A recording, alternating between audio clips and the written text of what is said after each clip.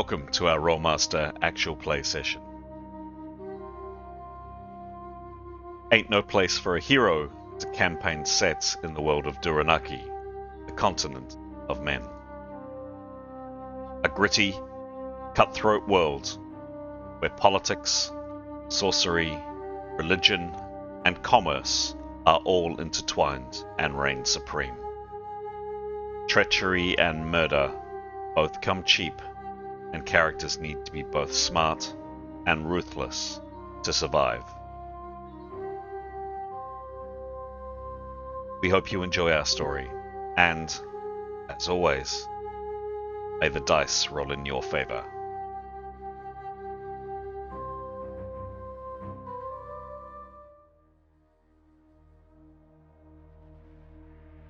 This is episode 76 of Ain't No Place for a Hero. Having escaped the strange ethereal place known as the In-Between, our heroes find themselves magically transported to a small tropical island. We pick up the story as the hero party have seen yet another ship sail past their islands without stopping to rescue them.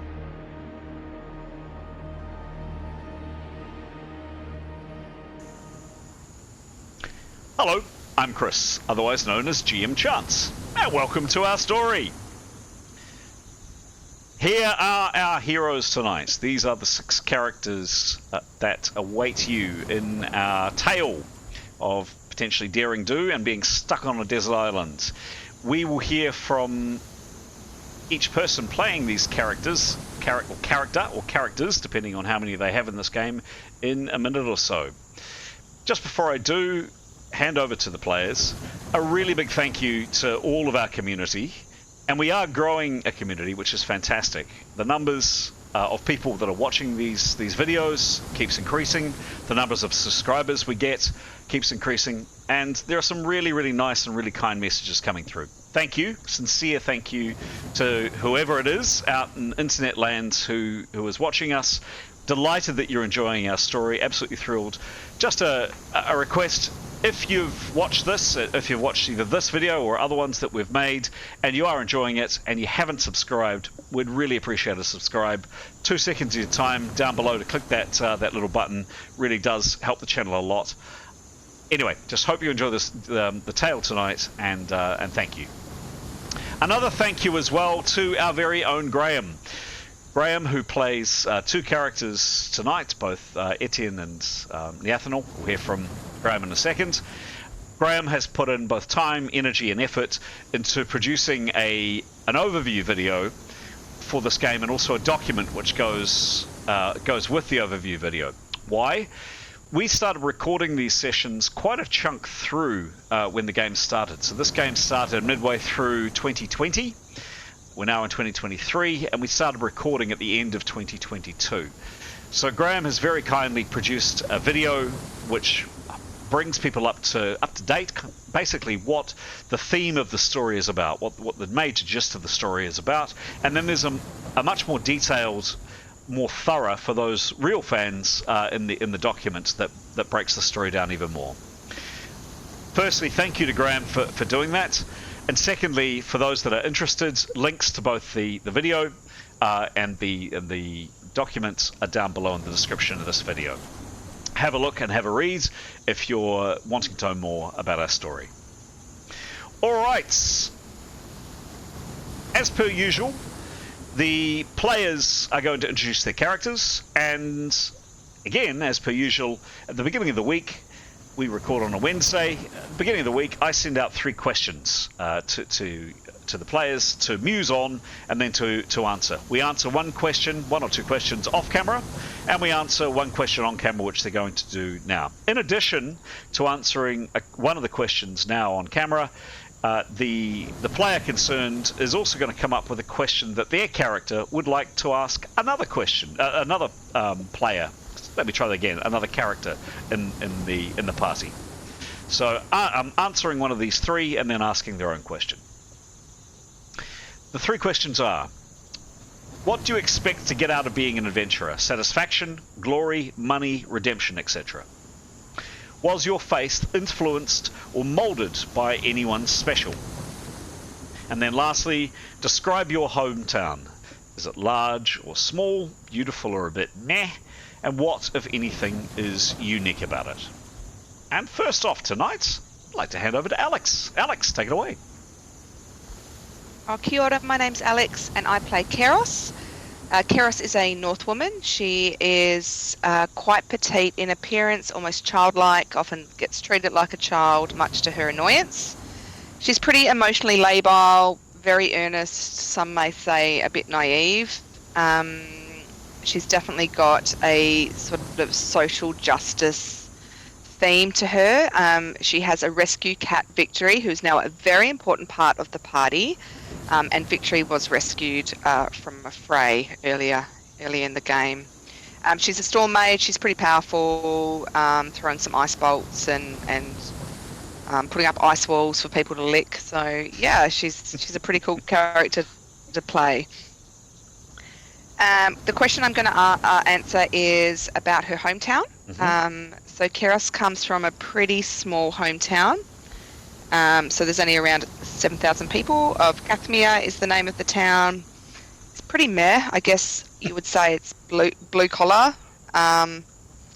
It has got some beautiful surroundings, not too rugged, quite forested, with some animals which she loved.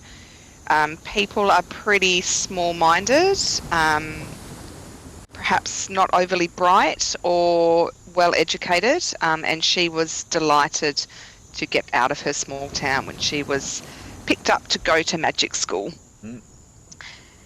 So, Keros has a question for Demos, and she would ask this quite shyly, and she was just wondering if Demos had ever had a girlfriend, or had he ever been in love, or like what's his situation, and well, I mean, girlfriend or boyfriend. Sure. I mean, she doesn't know, but she's interested to know a little bit more. Sure thing. Fantastic. Over to you, Demos. So to answer the question, he's never really had a girlfriend. He developed a very close relationship with a princess that he used to sort of be the bodyguard for. But it never kind of went anywhere. They met quite young. You know, they were still kids. They didn't know what, you know, all that stuff was. And by the time they kind of grew up and were starting to kind of work it out, she got married off to some other prince. And he just kind of didn't know, because he'd never really experienced much sort of love, I guess. So he didn't really know what all these feelings were, and he's never really addressed it. So he's just kind of been floating around, just trying to understand all these kind of nice feelings he gets, you know, when he's around people he really likes, but he doesn't really know what they mean or what they are. So, yeah. Fantastic. Does he get nice feelings around Keros? Did she ask the second question? He does. He's grown quite to care quite deeply about Keros. Whether he tends to sort of not act like it sometimes. He does feel a little connection there, and with Victory. If you two would feel more comfortable in a private chat that can be arranged. I can set up the mood music. We can put on some digital candles. You know, say the word. Brilliant. Thank you. Thank you very much, Mason / Demos. Take it away with both one of my questions and a question for someone else. Yeah. So I'm Mason. I play Demos. Big beefcake. In touch with his feelings, but doesn't really know how to talk about them. So questions. What do you expect to get out of being an adventurer? I think he's just looking for, I don't know, just something to do. He's always been very busy. Sort of, you know, he was a blacksmith's son, and then he was looking after the princess, and then he was helping out with the Petridas family, and then he's kind of joined in with these guys, and he also has a kind of felt to him it's almost like a redemption arc. You know, he's trying to find his sister, and every time he sort of helps, like he sort of saves someone or he helps save someone, it makes him feel like cool. I've got this. I'm fine. I'm doing okay. Nice. Yeah. Like it. Good. Thank you. And then my question is, Demos's question is to Etienne. And he just wants to know, like, I feel like you probably answered this already, but how did you become religious and, you know, with the... Yeah. How did you end up becoming, and, you know, you did with your god and the woo-woo stuff that you do to do with her? Less about the woo-woo. That's something else entirely. Why, yes, says Etienne, he'd be happy to recount that tale. Although, as he readily says, it is something of a very distant memory to him, in that he feels like he was actually somebody else before he became who he is. So he used to be a boy called Feistel, who never knew his parents, but was brought up by his mother's extended family in Onaham, the capital city of the kingdom of Straken. You all know that. And but his foster family were caught up in a siege of that place. Actually, the UPP were involved. Ooh. And the foster family were slain by the UPP, so he's no fan of them. But he escaped, but he was orphaned and forced to fend for himself on the streets of Onaham and fell under the care of a local gang where he was forced to a life of crime and of, very sadly, abuse and mistreatment. However, out of the blue, some 12 months later, came an individual called Siente Gilderflower, who arrived without warning at his hovel, announcing that he was of the Genitrist order, and announced that by the maiden's will, the boy, Feistel, was leaving with him. The gang weren't pleased. Combat ensued, and shortly afterwards, 5 of the gang were dead. Feistel went with him. So after that, Etienne describes what he calls his rebirth. So Feistel became Etienne, and he was introduced to the teachings of Aphrodite. So his new guardian took him under his wing. According to Siente, his life was destined. Siente was drawn to him by Aphrodite. Aphrodite selected Etienne to become Etienne Gilderflower and invited him into her order of her holy warriors. So he then wandered widely across the Sea of Sagasta and introduced the boy to all forms of life and all possibilities of life, teaching him the way of Aphrodite and the way of what it means to be a Genitrist. And so he found his faith that way and actually purpose and a completely new life with new passions. So yeah, and he travelled with him for many, many years until eventually he became a Genitrist in his own light and struck out on his own, and since that he's been following Aphrodite's will and calling ever since. There we go. Fantastic. There you have it. Thank you. Etienne, then. Please. What do you expect to get out of being an adventurer? Well, given all that, really, it's the favour of Aphrodite. That's what he lives for. He follows her commands, or at least he thinks he does. He's on a mission from God, and so, I mean, ultimately, if were he to think of himself, which is not the way he frames it, but salvation ultimately, I suppose. But in the meantime, intense satisfaction at following through the will of Aphrodite, and what he gets out of that, well, I mean, let's face it, the manner of his order is not unpleasant in terms of what he is supposed to do on a regular basis. So it ain't so bad. I mean, obviously he's got very high ideals, but as part of his religion, he imbibes. He is, supposed to sort of take advantage of all life has to offer in terms of whether that be the good things in life, from wine, women, and song, and so forth. So it's no hardship, to be honest. But that's certainly his mindset, anyway. Etienne will flutter his eyelashes at Carios. Oh no, she's already been, isn't she? I suppose I can ask you a question anyway. Yeah. Also introducing your other character too.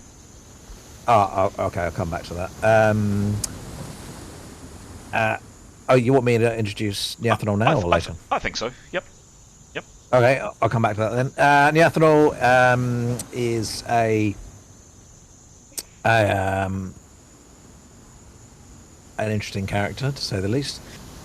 She is a high elf, and she is by profession something called a magent, which is a sort of mix of someone with stealthy thieving type skills, or assassin type skills, mixing with combat and a little magic too.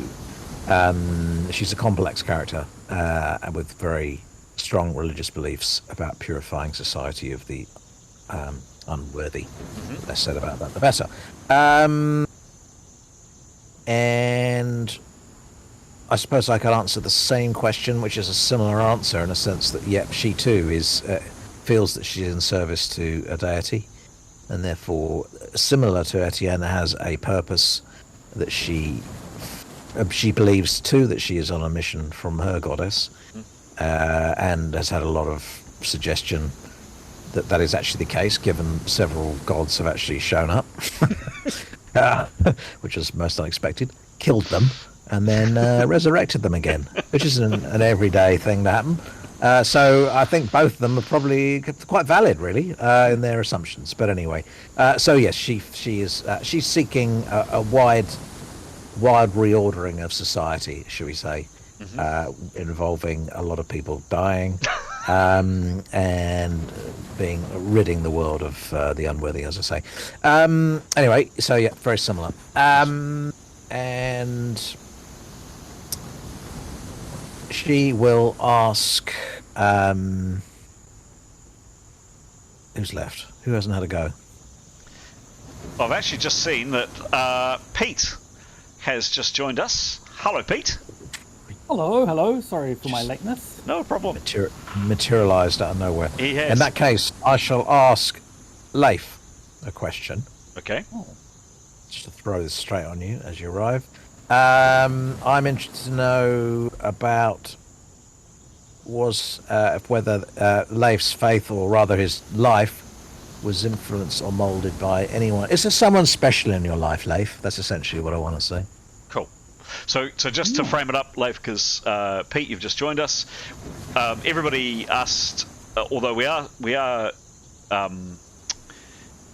running maybe a wee bit short of time, so maybe just a very quick intro to your characters. If you could answer the question from Neathanol, and then answer very quickly a question for both Leif, one of the 3 questions that I sent out for both Leif and Smithon, and then we'll jump in. But go for it, Pete. Cool. So I'll introduce Leif. So he is a half-elf warrior mage, so he uses magic and weapons. He's a very friendly and cheery sort of person. And sort of likes to get on with people. So the question from Neathanol was his faith, or lack thereof, his life moulded by anyone, or anyone important in his life. Is that the question?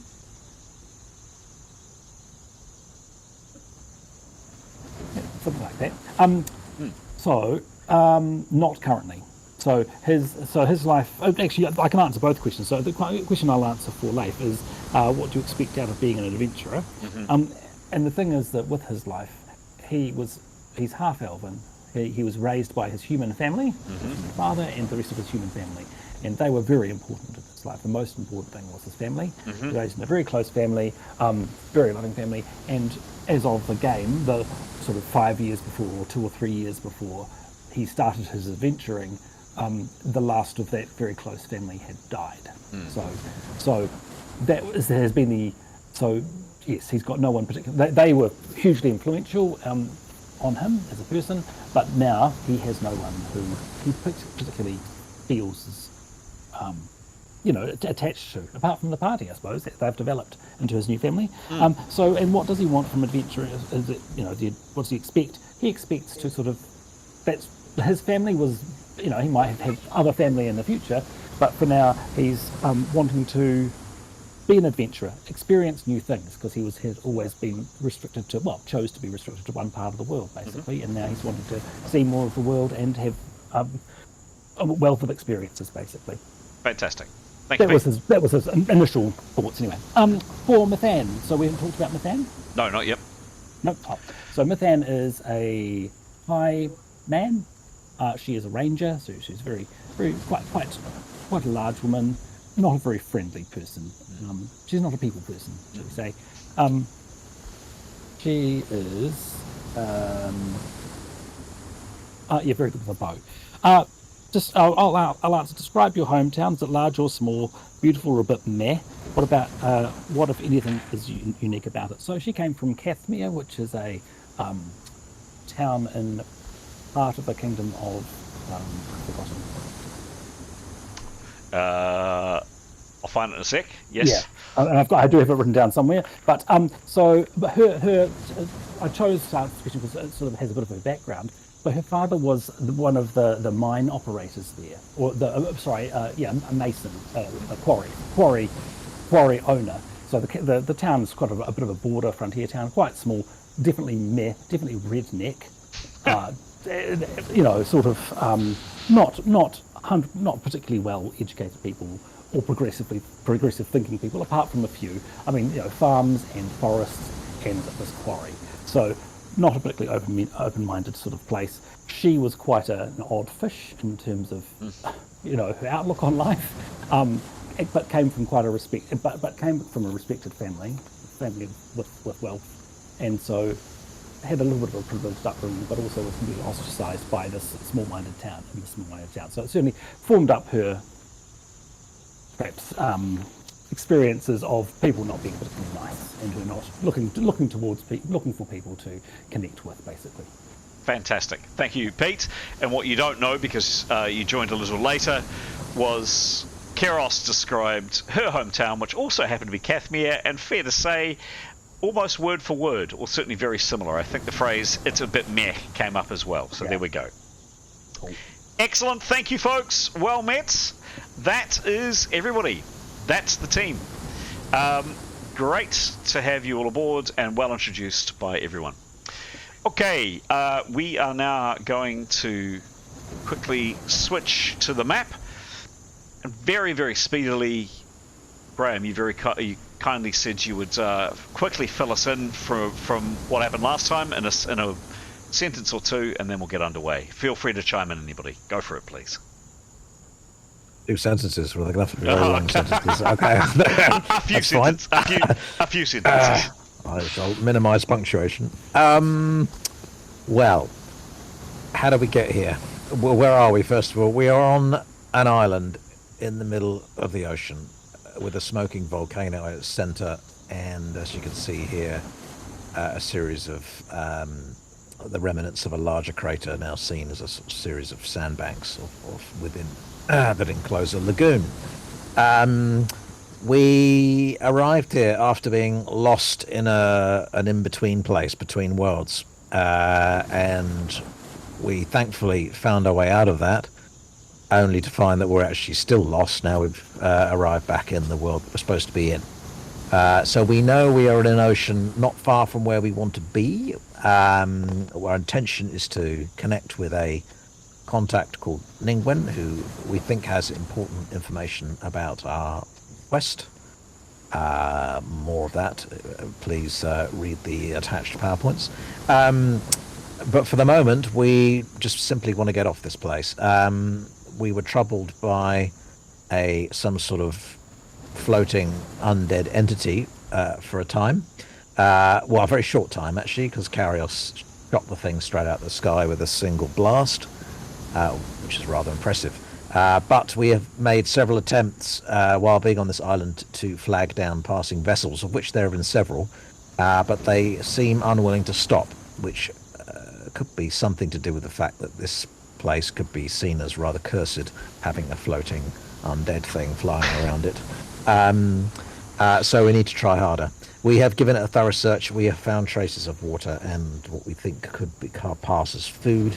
We are staying alive thanks to Karios, who has a habit of conjuring walls of ice out of thin air, which is rather handy if you're thirsty. So we're currently all on the beach, our tongues stuck to a big slab of ice. Exactly. Take it away. Perfect. Hooray. Perfect. Any updates, any qualifying questions, guys? That was great. Thank you, Graham. Nope. Let's start the game.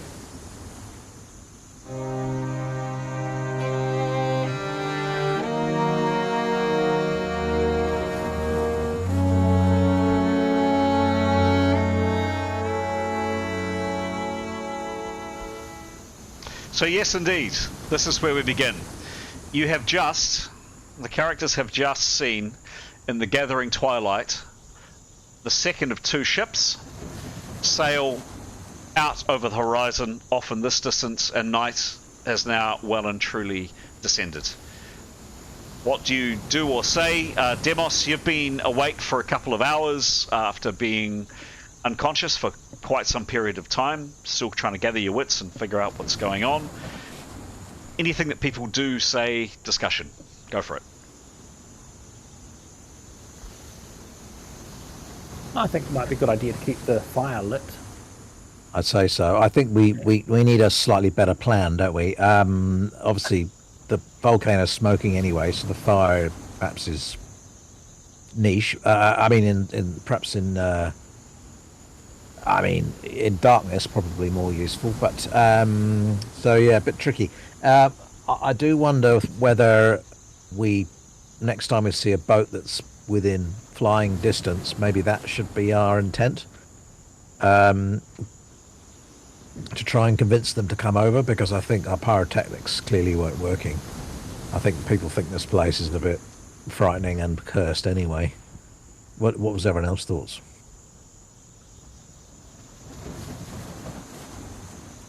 PowerPoint situation. For magic stuff, Keros is on 25, FYI. But you're about to have a kip, aren't you? True story. Get What time yourself is to it, bed. Chris? Bedtime. Dusk. Oh, well, no, just past dusk. Early evening. Okay. Yeah, so a good nap then.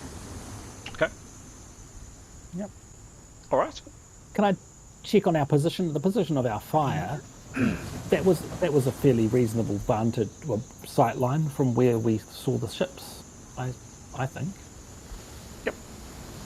Yep. So we just sort of randomly chose this place, but I think it's, as far as the passage of ships goes, perhaps we could do one around the other side and just keep them up, at night time, keep them burning. Okay.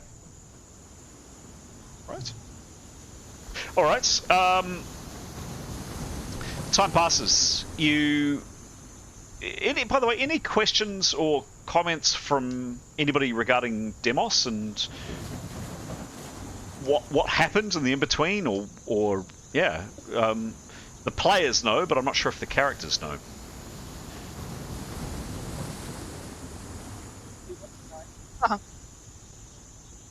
I'm not even sure if the players know. What was the question? Any questions for Demos? The last you saw of him, he was running frantically downstairs in the in-between. You don't know. Definitely. Leif would be... Oh, sorry, you should have sort of assumed. But yeah, Leif would definitely want to catch him up on it. Mm-hmm. Let him know what our experiences were. Mm-hmm. But also question him about what he heard and I mean, our guess was that was some sort of mind trick of him hearing his sister. But yeah, we'd want to, I suppose, fill him in on everything that's happened since then and ask him how he's feeling and what he experienced.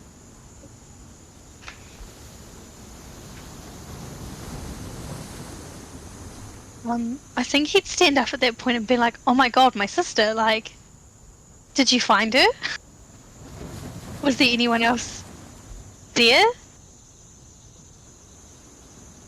I think, yeah, Leif will explain that we think that there was some sort of evil spirit, basically, that could play tricks on our minds and could imitate other people from our lives, I think, would be our best guess. Okay.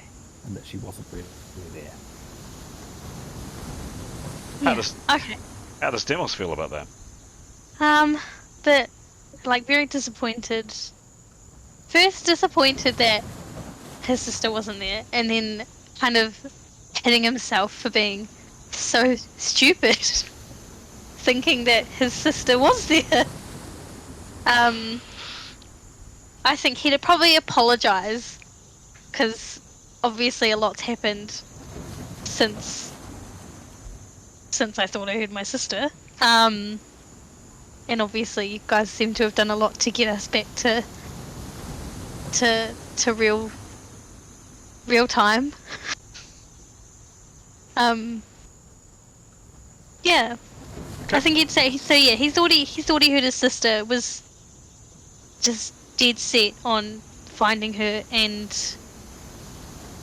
reconnecting with her, which is why he took off, but realizes that he was a bit silly, bit of a silly goose for doing so. So sorry, guys. I think Leif could speak to the party just to say that we're all, it's not an uncommon thing for things like this. You know, this was probably a really powerful being, and none of us really would have had a chance if we'd caught its attention like Demos did. And I don't think he's got nothing to apologise for. I think his behaviour speaks for itself. You know, he had no control over what he was doing. Thanks, Leif. Appreciate it. All right.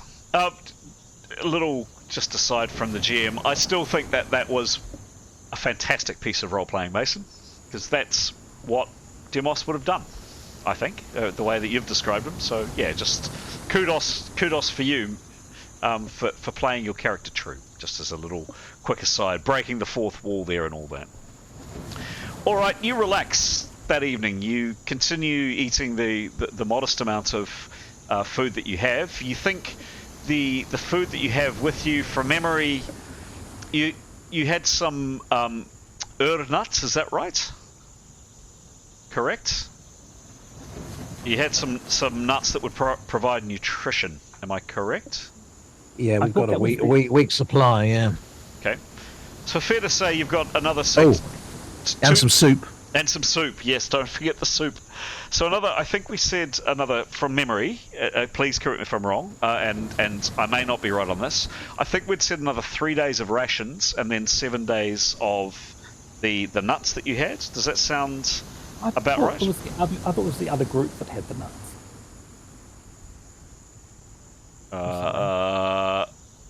Okay. Because it was the Twilight party that prepared to go into the swamp by buying herbs. Was too. Including the nuts. The was Hero too. party didn't have an opportunity to restock because we were on the run. Thank you, Pete. Thank you, Pete. Thank you, Pete. You are right. Thank you. But we would have taken our share of rations from the other dead people. In the sure. vault. So. No, I've got a grape bread. Sorry, not nuts. It's I don't know about the other characters. My two characters got a week's worth of grape bread that they purchased. Right. But those were the rations that you would have been eating, or those were the things that you would have been eating in the in-between, presumably, as well? Quite possibly. I can't quite remember what we had there. So, I'm going to go with... You've been eating sparingly, so thank you, Pete, for your honesty. 100 XP for your honest... Well... for your remembering, put it that way. I'm going to say, unless we go back and listen to the recordings otherwise, or unless anybody corrects me otherwise, I think it was 3 days rations. after consuming what you have today. So you settle down, have a very meager meal for today, and you relax by the fire. One question from me is, do you post watches?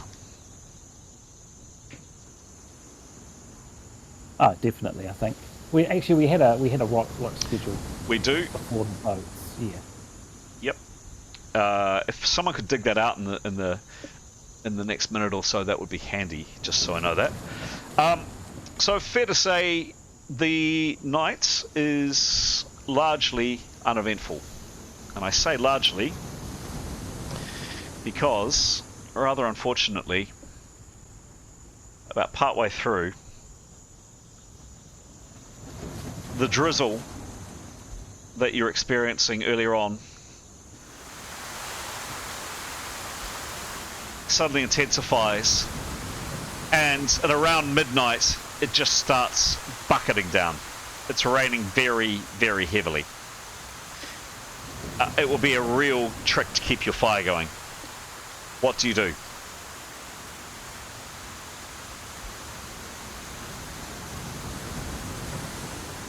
Well, I think we probably take cover under the tree.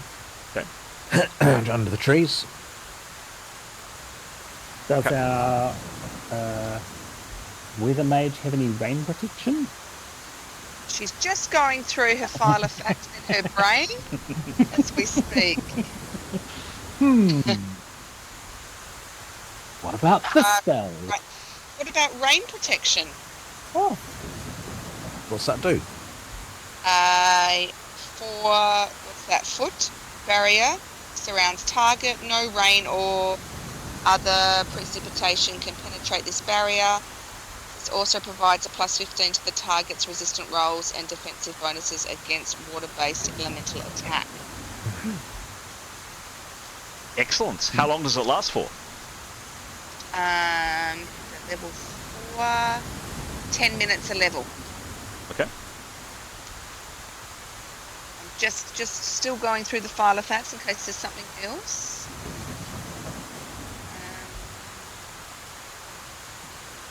That looks to be resist. Oh no, that's resist cold. That looks like it, team. that sounds good for while Kiros is awake. Yep. Or I reckon. Yeah, What do you reckon? I reckon if she does that on her watch, as long as she sleeps afterwards, she'll be able to regain the power points she uses. Yeah, she's got 25 left. She's what level? 8. So it's an hour and a half, an hour and 20 minutes. So can she do that, please? Sure. Go for it, please. Roll? Yeah, please give me a roll.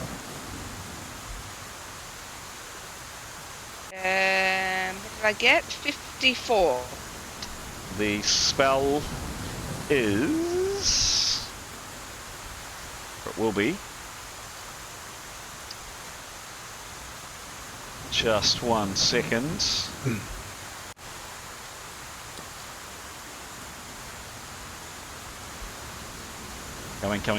Coming.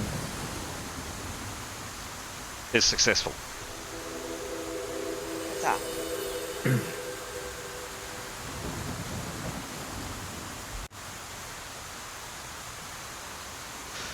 All right. Describe what happens, please. So Keros concentrates, and out of her fingers come teeny tiny little umbrellas. And all the umbrellas float around and form together to form one big umbrella. Excellent. Amazing. Does that keep the fire alight? Yep. Brilliant. Get your Even better. marshmallows out.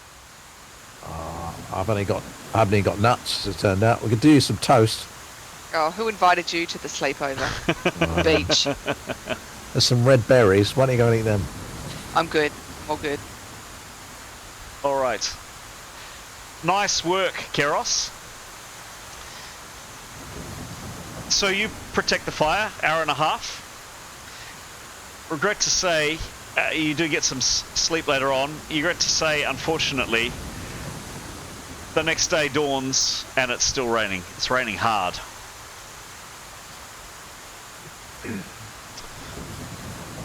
Can somebody, some brave person, please make a roll? I think that's Mason, isn't it? She's the bravest. She's the bravest. You don't want to Is share she that the around? bravest? You don't want to share this I around? reckon. you got youth on your side. Look, Do we get our PowerPoints back now? Yes. Sorry. As soon every time you sleep, have a proper night's rest. Yes, PowerPoints are recharged. Yes. I rolled a 76. 76. There Okay. you go. Brilliant. Okay. Brilliant. So, anything critical that you guys do? I want to kind of pick up the storytelling and move the story on a little bit. Suffice to say, you've done a good job of exploring the islands. You've had a look at most things you think of potentially of interest. Anything in particular, anything urgent that you wanted to do, need to do, go for it, please. Otherwise, I'll do a bit of narration. Horizon watching. Cool. And actually, if there's nothing else going on, picking through the bodies, because we haven't actually done that yet, to see if there's anything interesting on them. Okay.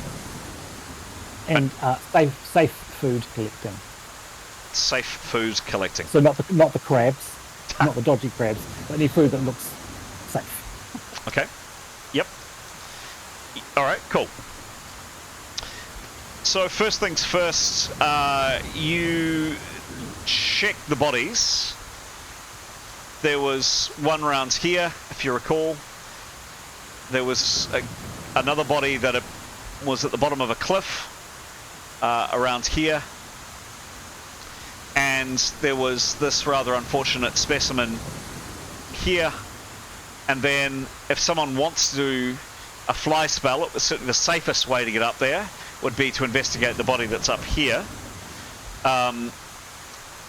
You would probably need a fly spell, or you'd need some pretty dramatic climbing maneuvers.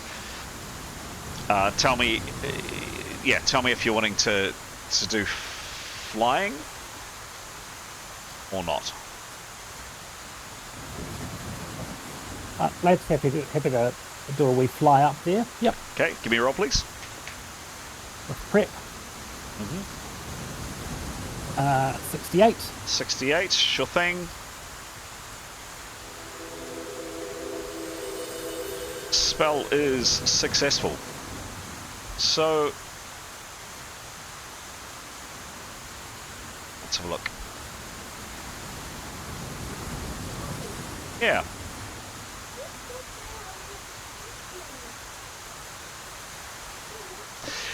Pete, yeah, the very first one you decide to fly up to, you discover some copper, pretty modest amount of copper, 13 copper pieces. Oh, thank you.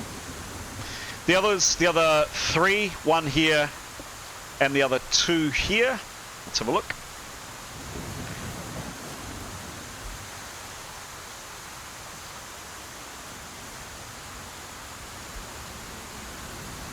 Yeah, this guy here has, the one at the bottom of the cliff, has a string of rosemary beads. Rosary beads. They look almost like prayer beads. The string has kind of decayed, and the wooden beads used to be coloured, but most of them have lost their colour. It's got an old and pretty rusted-looking dagger on him as well. Chap around here, the guy hanging from the tree, nothing, unfortunately. And then lastly, the person here, you're quite happy with me just telling people what's found? No one's particularly precious about discovering stuff themselves? I think we share it out. I think we're all good. Okay. Yeah, we're all good. Okay.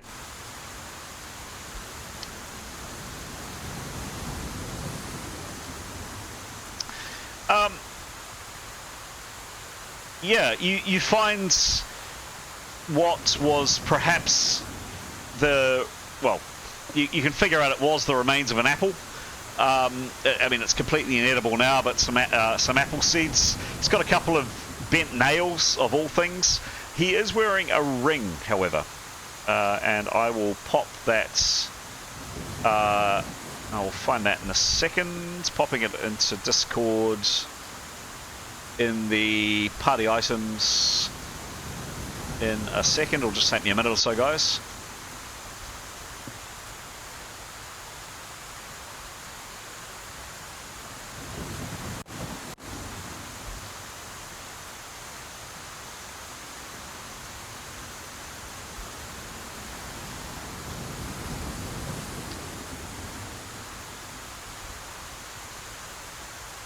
There you go. A relatively plain gold-looking ring. That's it for the 4 corpses.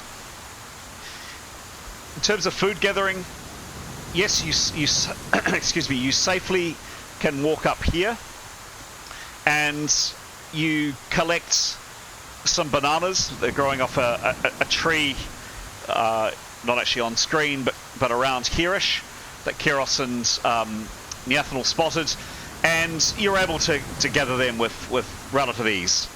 The fungus over here, I did post some pictures of it. I will see if I can find it again. You collect some of the fungus, and you also pick up some of those red berries as well. Let me just have a look. Here we go. There's the fungus and the berries. Let's see if I can do this.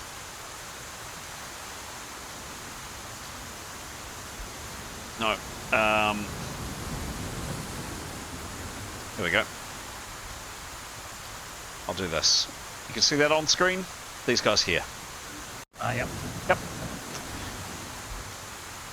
You take those back down to you.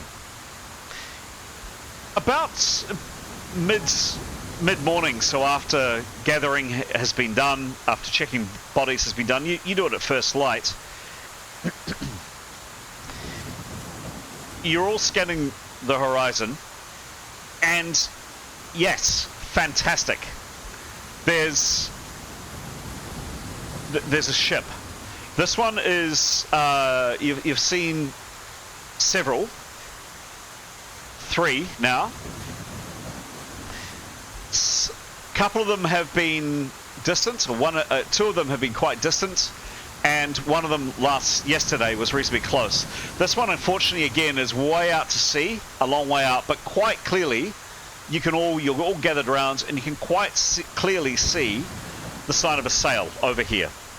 Now, you've been actively watching and actively perceiving. No need for perception rolls. It's still some way off.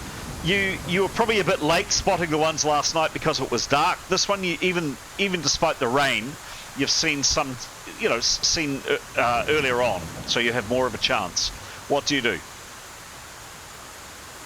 What about that illusion thing? The arrow. Yeah. Happy to do that. Go for Flare, it. purple flare. Well, yeah, why not? Okay. Give me. So, if you could, guys, calculate up how many power points. Give me a roll, and we're only interested in failures for any spells. Give me a roll, please. Take a moment to do that calculation. Yep.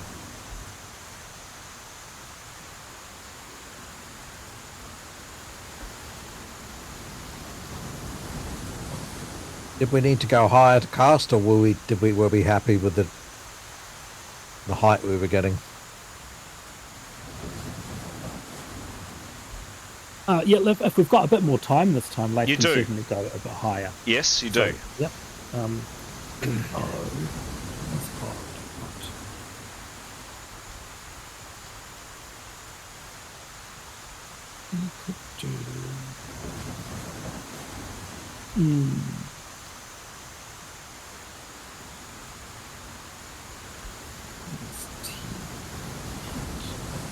Cool. Yep. He's going to do. Oh dear. 11 spells. 11. All on this Yeah. ship. All on this one ship.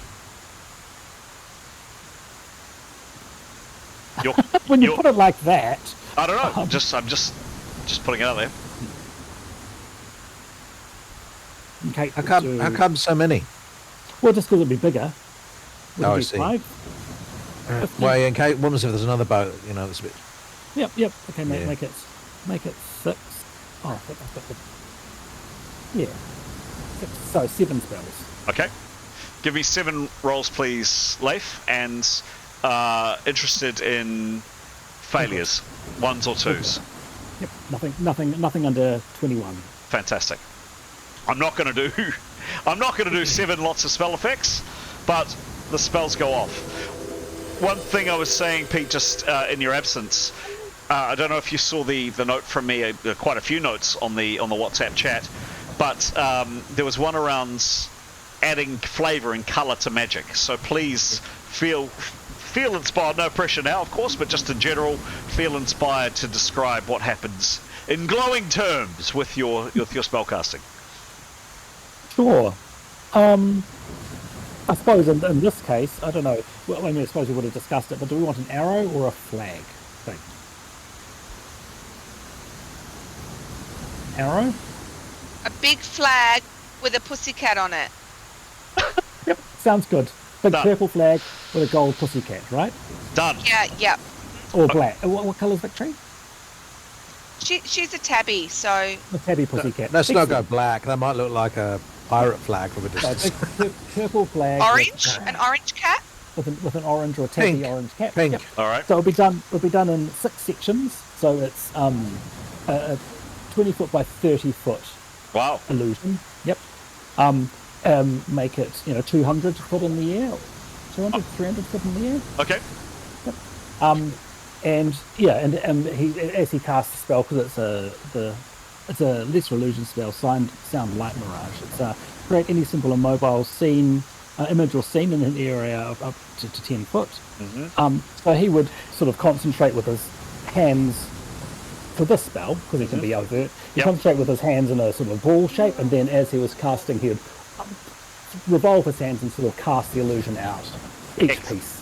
Excellent. Love it. Love it. Got a great mental image of that. Fantastic. The spell goes off. It's up some way. So he flew up to cast it, is that right? Okay. Doesn't matter.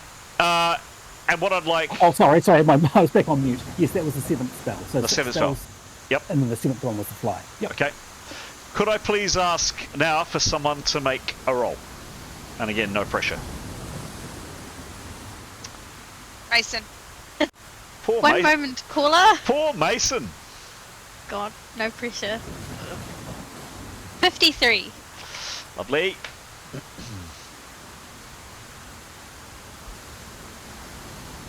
Okay. So, a huge amounts of gesticulation and flag waving and excitement, and you all are waiting, and you're staring out to sea in this sail. Quite a beautiful green sail, a number of you, particularly with good eyesight, see. And you're waiting, and the flag is waving above, and it's flapping in the breeze, and the sail keeps going, and keeps going, keeps going, and doesn't stop. And there's this real sense from you all of just, for a second, of just hopelessness. And some of you who spent your time going through the pockets of skeletons of people that have died on this island can't help but wonder, is this potentially our fate too? And then you go back to sitting in the rain. Anything else you're doing?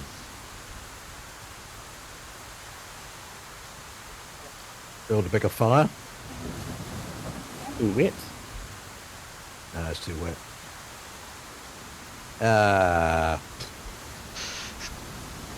No. Several hours pass, and then for the second time today,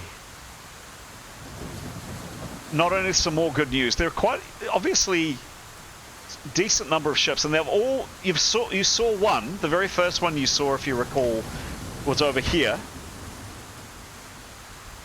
But another one now, is over here. So far you've seen 4 in this direction. This definitely seems to be, who knows, not a shipping lane, but certainly busier, definitely in this direction. And the really good news this time is, it's closer. The last one that you missed was quite a long way out. This one is comparatively closer. It's around about half a mile away. Actions, please, this time. We reckon Keros can fly out to it? Yes, About half a 100 mile. Yeah, 150 foot, right, per round if you do that higher level one. So it's miles. And feet. I'm not good with the feet and the miles. 5,280. 2,090. 3,000. 2,000. Is that fly 7? Fly 2, number 7? Yeah. So, and it's 1 minute per level, I believe. Yep, 1 minute a level.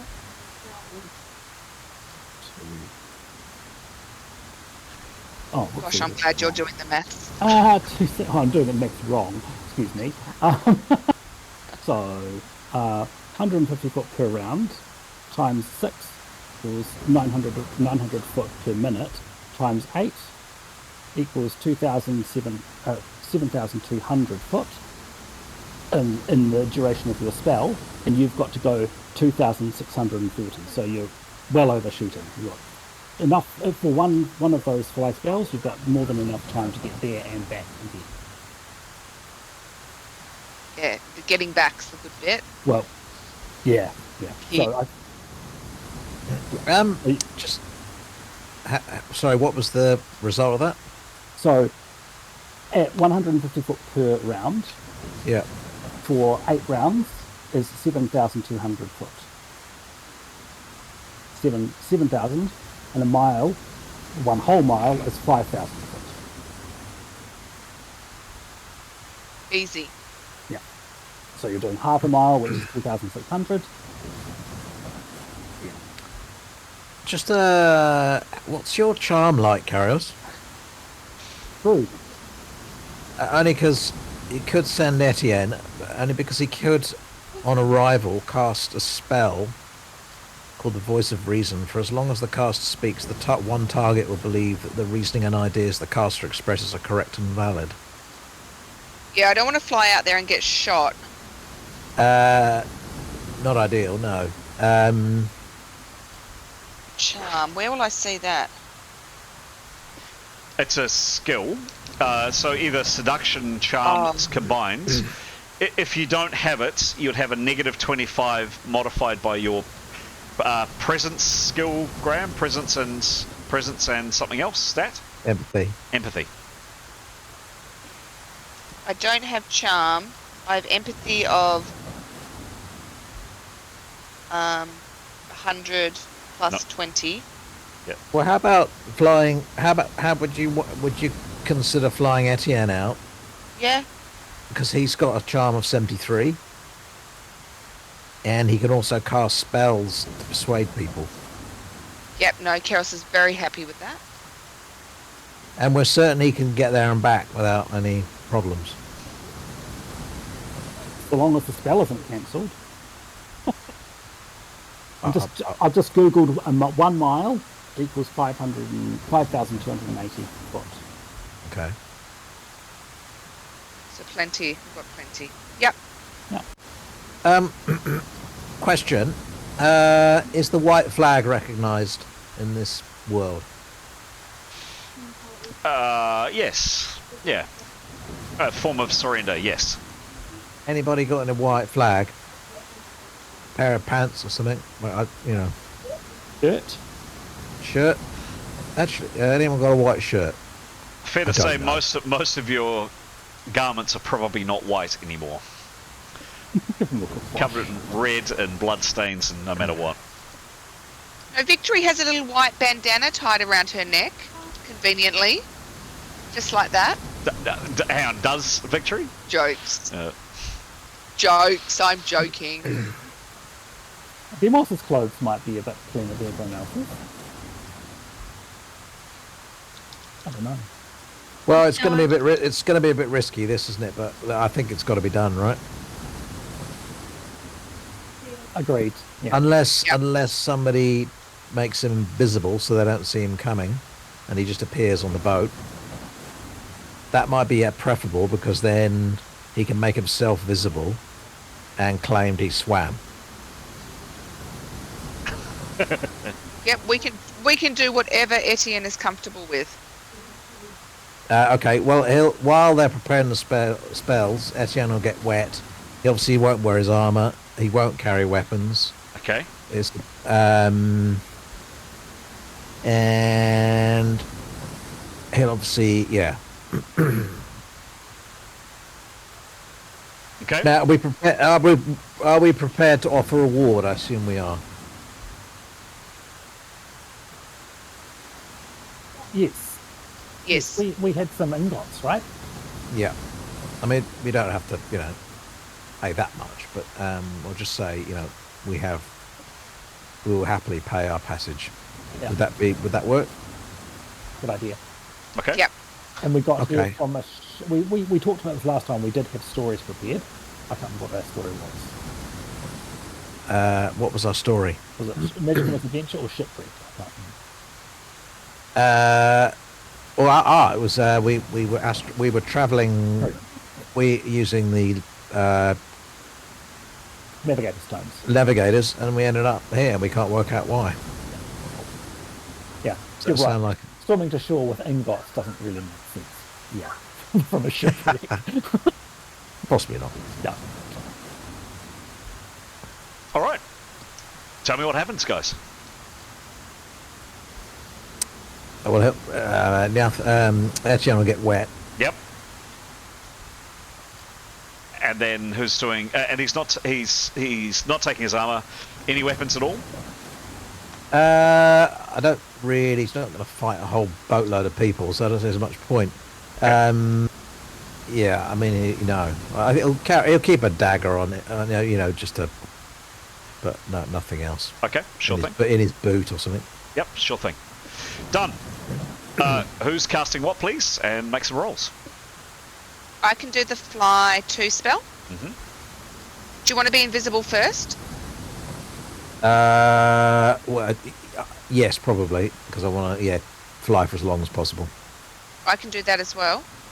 Yeah, do invisible first, because that lasts all day. Okay.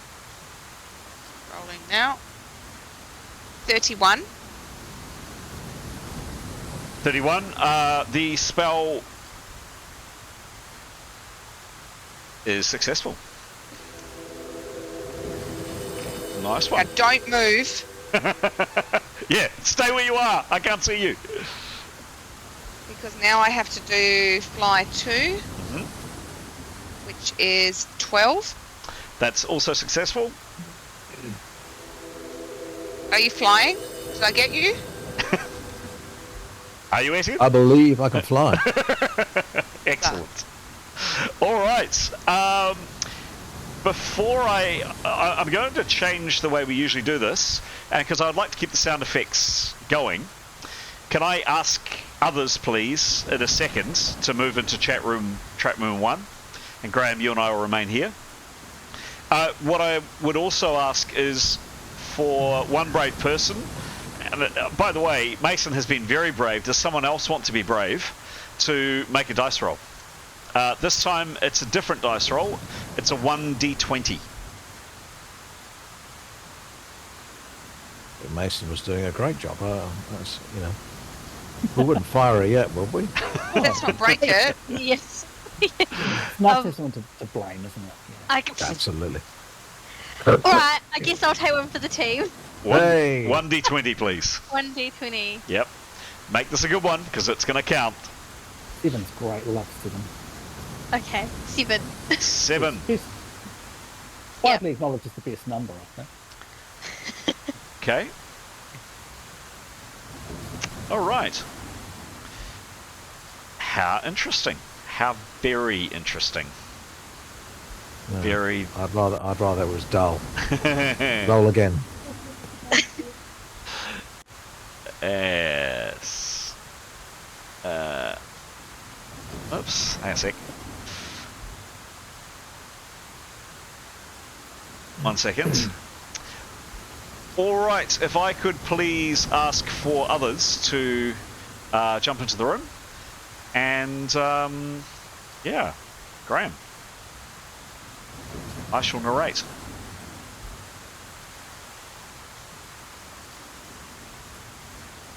Just 1 second.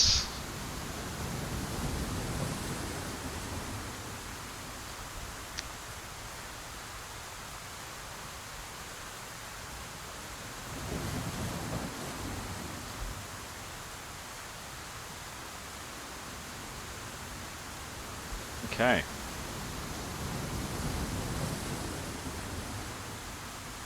All right, great.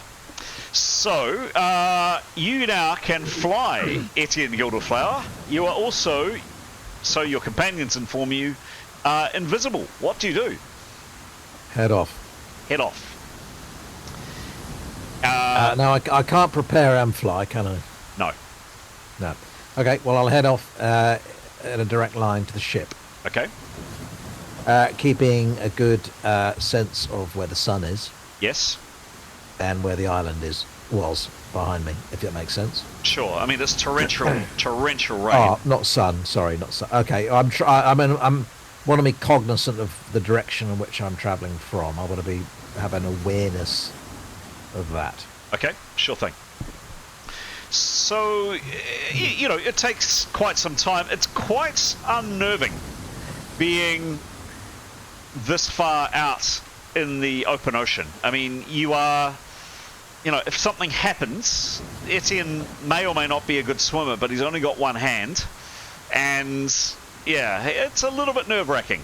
And he's well and truly away from the shallow waters of the island. So around you, as I kind of described, there's quite a lot of sand. You know, the lagoon area around you is reasonably shallow, but certainly you are now well and truly out over the open ocean, and it looks deep, and it looks blue, and it looks, frankly, very uninviting. But brave Etienne continues, and oh, sorry. Oh, have I left yet? Yes. Oh, okay. Yep. All right. Just narrating your travel. I was just wondering if I wanted to say something to Kyrios before I left, that was all. Sure. What would you have said? If I don't give me 10 minutes or half the flight time I have, and consider coming after me in a similar fashion to me. All right. Okay.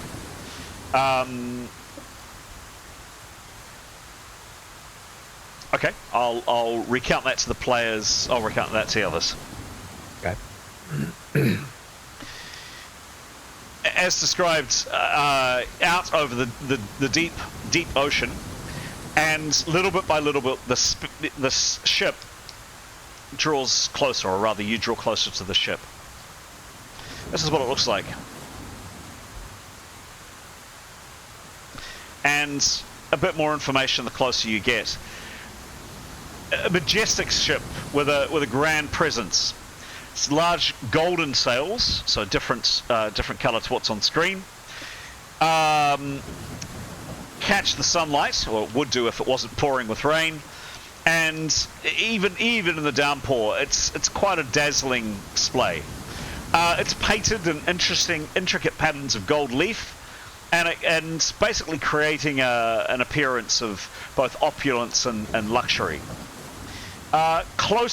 Getting very close to you. Getting very close to it.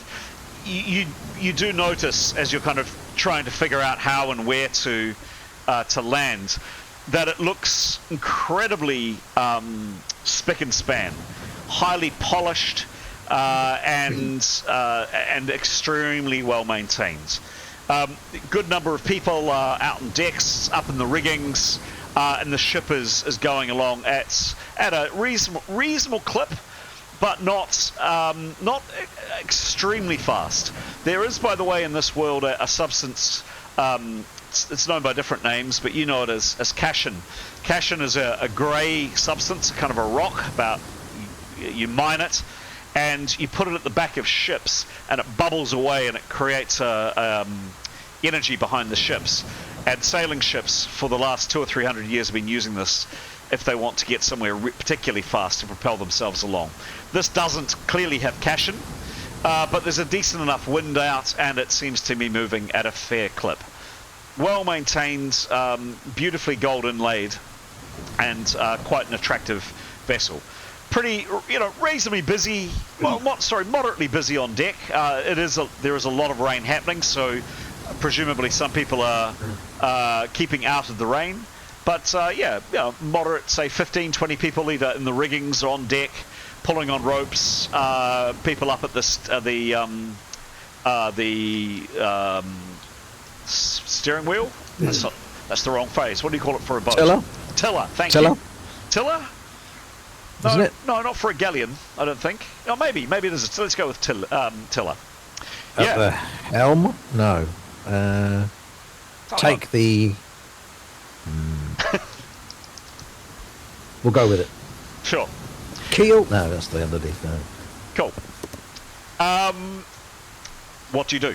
You are flying. You can keep up with it. Can you keep up with it? You probably may not be able to. So you need to time you manage to time your trajectory towards it reasonably well, and you have the opportunity to land. I would say that it's moving, you're moving, and I am going to ask for a maneuver roll if you're wanting to land on it, depending on what you're planning on doing. But if you're wanting to land on it, it will require some kind of maneuver roll to keep your feet and avoid falling. If it was a stationary object, probably not, but because it's moving and you're moving, a maneuver roll will be required. What do you do? Is it moving towards the island or away from the island? Past the island. Right, so equivalent distance. I'm not gaining distance from the island. No. I'd like to come up behind the opposite to the forecastle, which would be the back castle. I don't know. The back of the boat where the helm is. There you go. I come up behind that. Is this a military vessel? You don't know. It's as described. Oh, I mean, has it got cannon on the side of it? Cannons? Oh, cannons in this game? No. Oh, I thought there was a bit of gunpowder kicking around. Nope. Well, are there soldiers on board? Not that you can see.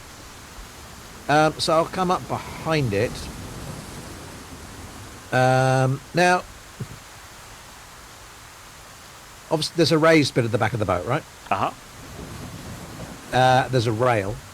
Yep.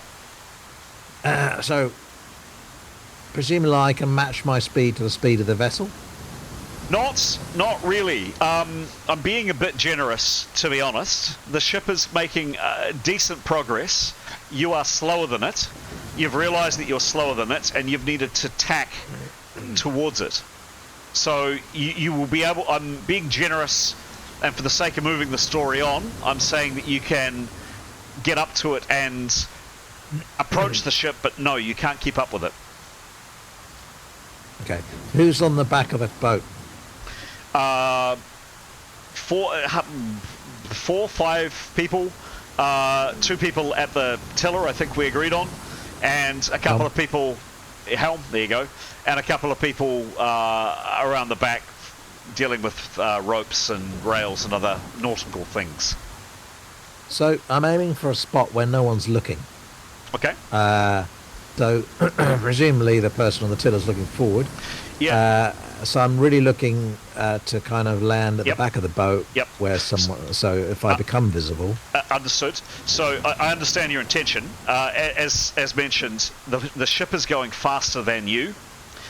Were you going at the same speed, or if you had been able to judge it, you would have had the luxury to basically pick and choose your spot. It's going to be a case of just basically aiming for the best. Can you Can you give me I'm going to say a 45% chance that you manage to spot something, see and get to an area that is relatively out of immediate view? 45 or under, and you're good. 55. 55? Sorry. Just simply the speed of the vessel and the fact that you're going slowly, you basically just managed to get over it, and now you must somehow land. I'm going to say it's a...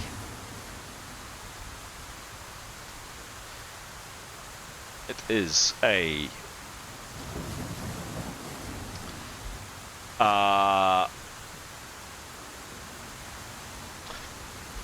it's not a light maneuver.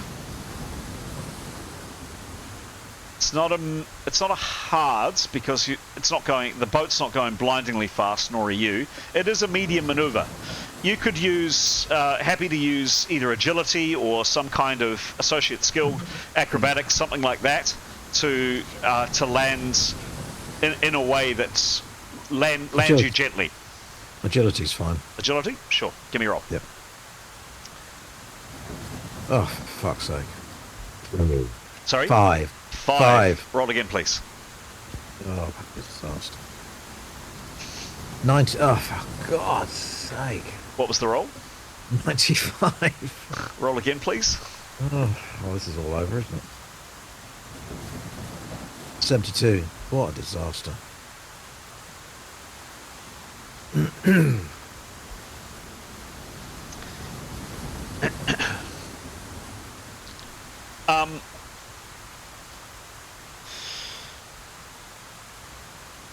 Etienne,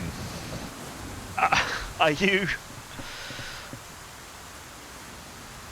You have 2 arms, and you used to have 2 hands. Which hand are you missing? Your right or your left? Right.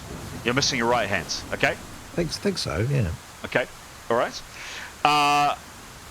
Can you make a decision, 50%, either this is going to affect your right arm or your left arm? Can you make a decision which one's which? Tell me which one is which, and make a roll, please. Well, the one that's already a bit knackered. Which is the right, so you're wanting the right. Yeah. And if you roll 50 or under, it's the right, otherwise it's the left. Give me a roll. 47. 47. So, unfortunately, Etienne, you just completely and utterly mistime this as you land on the deck.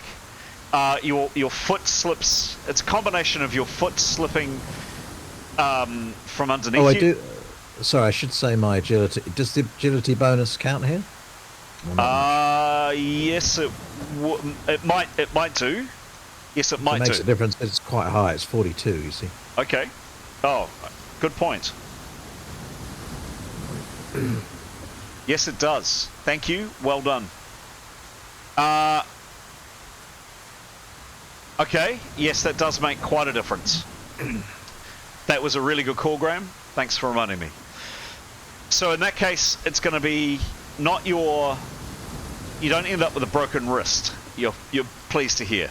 However, you slip. It's a combination of you losing your footing, and then just at the absolute wrong moment, the deck pitches down, and you thought the deck was here, and it's no longer there. And then as you go down to put your foot on it, there's a slip and a thud and a crunch and a crack, and then suddenly you're on your back and you're in real pain. You're in real pain in your left ankle. Really sore. You're at negative 25 and you take 6 hits. Okay. And that was right in front of, unfortunately, the people on deck. You are now visible, and there are 4 people standing around you. Just 1 second.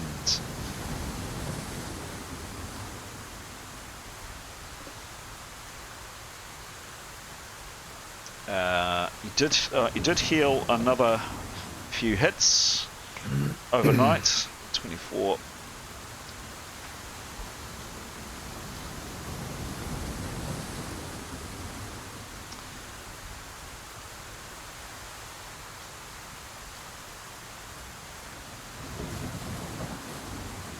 Okay, whoops, and just coming. Edit, and you're at negative 25, I said.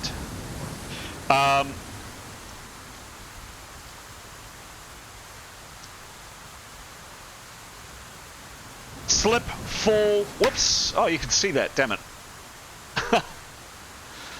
Whoops-a-daisy, that was in the wrong window. There we go. That wasn't it. Sorry. That's okay, but our viewers got to see a very close-up view of Rolemaster Combat Minion. Not that I'm doing a plug for Rolemaster Combat Minion, but if you do play Rolemaster and you don't use it, strongly suggest you have a look. There we go. That's my pitch for the evening. So there we go.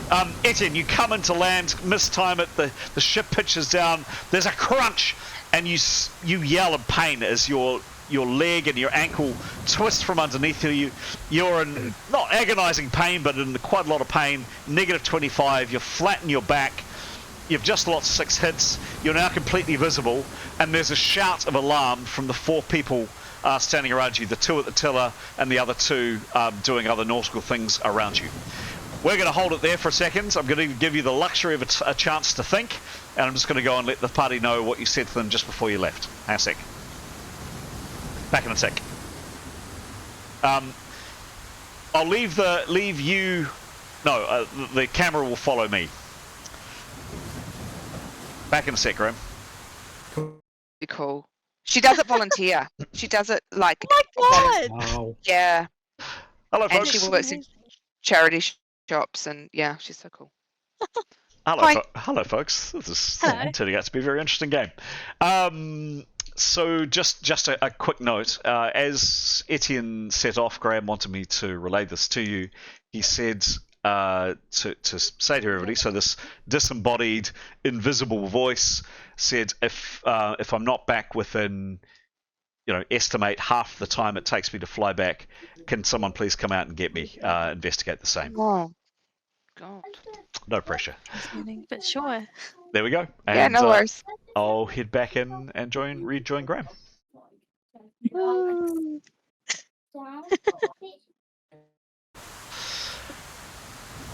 Wham! In Westron, does Etienne speak Westron?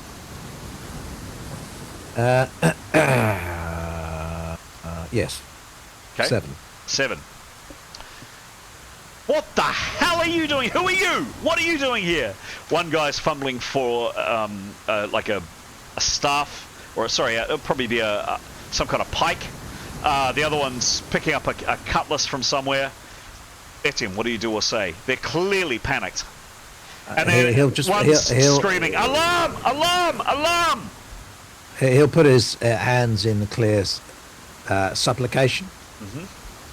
So he'll put his hands up saying, friends, I come in. Friends, I need help. I come in absolute peace.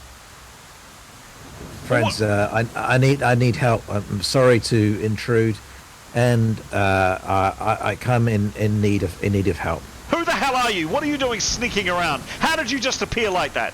Some kind of sorcery, incantations? You're elven kind. Oh, they're all talking at once. They're furious and scared. Okay. Well, I'll charm. Okay. This will be a very hard maneuver. Give me a roll.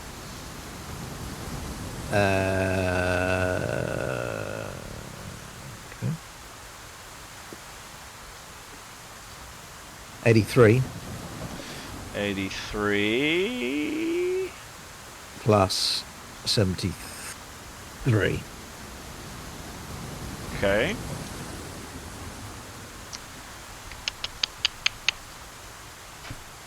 $83 plus 73. 73. Negative 30. So negative 30 because they are. So that was an extremely hard roll. Negative 30 to that roll, but they are. They've been freaked the hell out with somebody appearing out of thin air and just appearing on their deck. What do you say? Oh, I think we lost screen, Chris. Oh yes, you would have. Yes, you would have. Thank you. So he will apologize for startling. He says, come in peace, I mean no harm. I humbly beg your help and assistance. He'll give his name, his pseudonym that he's been using, and he'll say, my companions and I are stranded on that island close by. We fall upon your mercy and humbly ask that you rescue us and take us from certain death. Well, that was a hell of a roll, by the way. Well, it makes up for the others. Jesus. So one of them, the guy, the very, very big man, quintessentially tattooed, colossal beard down to kind of mid-chest, and he was the one that had his hand on the tiller. He reached down and had picked up some kind of cutlass or short sword and was menacing you with it. I mean, he's still looking. They're all looking wary, but for some reason, your winning smile, your somewhat patheticness as well, because your ankle is hurting like Billy-O. It just seems to mollify them a bit, and the point of his sword, which was kind of at your throat, a la the pen on screen, kind of drops a little bit, and he says, "Okay, how many of you?" There are 6 of us. Are you armed? Do you have weapons? Well, we do have weapons on the island, but that's just for our own protection. I'm, as you see, I'm not armed. I do have a knife in my boot. I always carry a knife in my boot, just so you know. I've seen no intention of using it. You can remove it if you wish. But no, we're not. Our only interest is getting the hell off that island, which we've been stuck on for several days now. We're quite frightened, to be honest. There's just the remains of people who seem to have died on the island, waiting to try and be rescued. So. All right. So at this point, there's definitely sounds of more and more people coming, and the 4 that you initially saw, the numbers have now swelled to probably 10, 15, and there's sounds of more running feet coming as well. Continue if you wish. Yeah, no, he'll use all his charm and say, be as amiable as he can, saying, "I'm sorry for startling you all. Afraid I've seemed to have injured my foot climbing aboard your vessel. If just throwing ourselves at your mercy, we're shipwrecked. This is no trickery involved. I assure you, there's just 6 people. We went using the navigator columns, and for some reason we ended up on this island." Okay, enough. And suddenly this man appears, and there's kind of a hushed tone, and he turns, and they're all speaking Westron, which is a little bit unusual in this part of the world. They all turn, and he just the man on screen turns to the chap at the tiller. "Bosun, what on earth is going on here?" And the gentleman with the big bushy beard turns to this very large, very strapping, very good-looking man. "Oh, Captain, we were here just minding our own business, tending to the ropes, etc. And all of a sudden, out of thin air, this pretty boy here just landed smack bang in the middle of the deck, out of nothing. Some kind of magician. There's definitely magic going on here. I mean, he speaks pretty enough, and he seems like a decent man. But I want to know, why were you invisible? How did you just suddenly appear out of the air?" And Etienne will reply in as most politely as he can. "Those are very valid questions, my friend. It is quite true. One of our party is skilled with magical arts. I had no idea she was able to make me fly out here, but we didn't know what kind of vessel this was, and I don't know where I am, and I was afraid of piracy." Stop. Could you give me another charm roll? This would be modified by the good roll that you just did, but give me another roll, please. 41. 41, okay. Plus 70, whatever it was, 3. 73, thanks. Plus 20. All right. Okay. It wasn't a failure. It's kind of what I'm. Whoops. It's kind of what I'm interested in. So he'll be transparent. Now he's not invisible, and he'll say, yes, and I used magical means to come out to your boat. The reason I turned my colleague turned me invisible was simply because I had no idea what this vessel was. We could only see it from a distance, so we weren't sure if we were running into pirates. Clearly, we haven't. Yes, just want to throw yourself on. I'm sorry for the surprise, but we've tried signaling vessels with fire and all sorts, and they've either not seen us or cared not to stop, and so it forced us into rather drastic, risky endeavour for me to come out here. Hopefully, to just implore you to please help some travellers who are stranded. We would gratefully pay our passage if you could be good enough to take my colleagues aboard. We'll clearly, if you're in agreement, we'll go wherever you're going. We want to be no trouble, but please, I implore you. We are six individuals in dire need. So the of man on assistance. screen just holds up his finger for a second, and then this very slow, very wicked smile spreads across his face. Who says we're not pirates? Well, perhaps you are, but you seem decent enough folk, and you certainly keep a very smart vessel. There are 6 of you, he says. Yes. Are you armed? I'm not armed, no. I have a dagger in my pocket, in my boot, as I mentioned. You're welcome to take it if you wish, but I come in peace. And you will pay. I will certainly, we will pay whatever we can. I mean, for passage, for certainly. He looks down at you and around at the rest of his crew, and then back down at Etienne again. This low, this sly grin spreads across his face. Lads,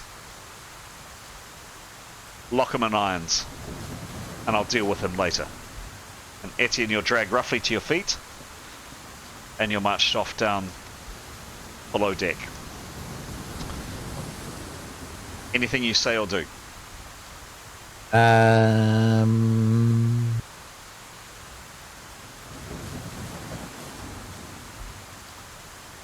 Give me a sec.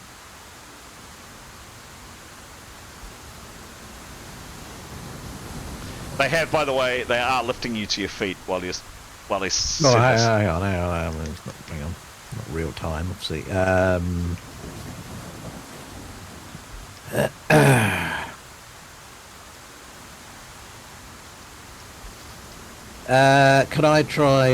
I cast a spell without looking like I'm casting a spell? So, for channeling, which is what he is, the answer, I'm afraid, is possibly, but you'll have a negative to it. So.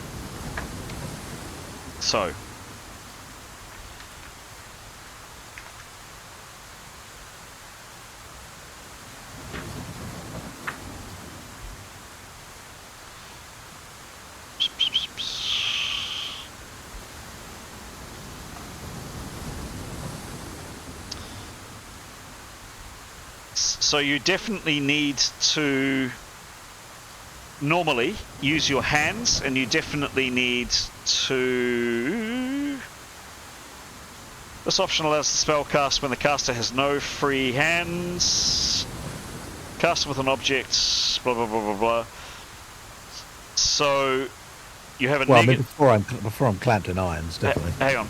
Casting with no hands is a negative 20 extraordinary spell failure modifier for essence and channeling, and a negative 10. So the whole point of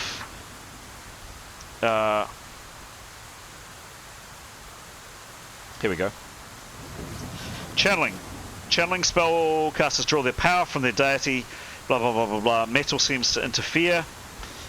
More importantly, blah blah blah. Channeling all channeling spells require gestures related to prayers, ranging from hands raised to heavens, clasping in prayer, or pointed or touching the target, laying on hands. Some religions or spells may require the presentation of holy symbols. In game turns, at least one hand must be free and available for casting. A hand holding a holy symbol is considered a free hand. All essence spell users also require incantations in the form of prayer, generally invoking the name or title of the deity and requesting the official form. So you can attempt both with no hands, and also I believe with not saying anything, but you would have negatives to those rolls. So if I were to, for instance, before they clasp irons on me, yep, put myself in a supplication, so I'll say, "Oh, please, sir," and actually look like I'm praying to him. You see what I'm saying? Yep. So I'll say, "Oh, please, sir, I don't deserve this," and then I'll go into, and then under my breath, you don't, and then I'll look like I'm breaking down in tears, and I'll incant the spell. No, you would still need to pray to the deity, otherwise you get a negative. That's what I mean. I'd go down, start off as if I was praying to him to say, "Please, sir, don't do that. There's no need," and then go into the incantation. Sure, but you're praying to Aphrodite to save you, yes? Yes, but what I'm saying is to cover it initially before I start the incantation. I see. I say, "Please, sir," and start to blubber. And the gestures, because you do need to wave your hands around. I thought I was praying. Oh, praying? All right. Yes, okay. I'll allow it. But those that are watching closely may realise that the spell is being cast. Okay, well, I'll just blubber a lot when I say it. Okay. Give me a roll. This is no prep. No. 72. 72. Negative 30. The spell is successful. And there will be, probably is it the sound of a spell as well. Sound? What's the spell? Voice of reason. Ah, okay. Yep. So he's going to say, he's basically going to reason his way out of it and just say that, so for as long as the caster speaks, the target will believe the reasoning and ideas that the caster expresses are correct and valid. So he'll say, he'll basically make the case that there's really no need to cast for him. He comes in total peace. Mm-hmm. He has no qualms or any reason to. He would like to talk to him now on deck and explain why it would be a very good idea for him to consider picking up his for saving his friends, because they are they have a very powerful benefactor in Manta, and who would be very, as their servants, would be prepared to pay him a very big reward, no questions asked, for their safe return. And he'll talk and he'll talk and he'll talk. Yep. He'll talk. Sorry. I need to know the mechanics of the spell. There's a resistance roll for this, I'm assuming. Yes. It's FM. What does that mean? Yeah. So. Hang on. Could you read out the description of the spell? For as long as the caster speaks, the target will become. Yeah. Sorry. The target will believe the reasoning and ideas the caster expresses are correct and valid. Yep. So he needs to make a resistance roll against this. Is that what FM means? Yes, it's a force spell. So, right. So a force spell is Yes.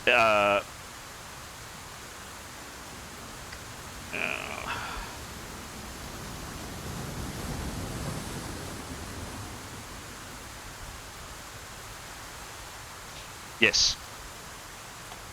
So, what level is Etienne, please? He is 6th.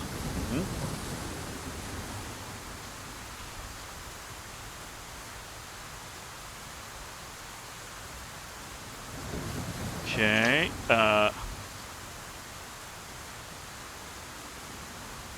So this guy has to make. I'm assuming it's on the captain. Yes. Okay. So he's got to make a 39 or better. Is that it? Yep. Bit rubbish. Yeah, no spell prep. That makes a difference to the thing, does it? No. Yeah, it does. Yes. Yep. Nice. Yep. So, for an attack spell, and this is an attack spell because you're trying to influence somebody or you're trying to force them to do something, you roll on a table called the base spell attack table. If you roll really well, they have a negative to their resistance roll. You ended up getting a 42, which gives him a +5 to his resistance roll. Right. D100. Oops. Okay, coming into the chat right now. Oh, exclamation D100. There you go. How about that? Well, I needed some luck. Yeah.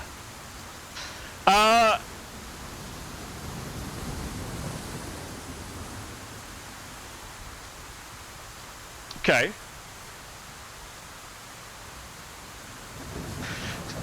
Again, for the third time, the description of the spell.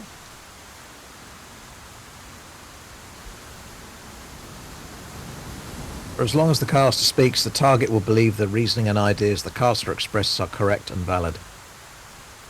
So he's going to say there's no need to chain me up and take me away.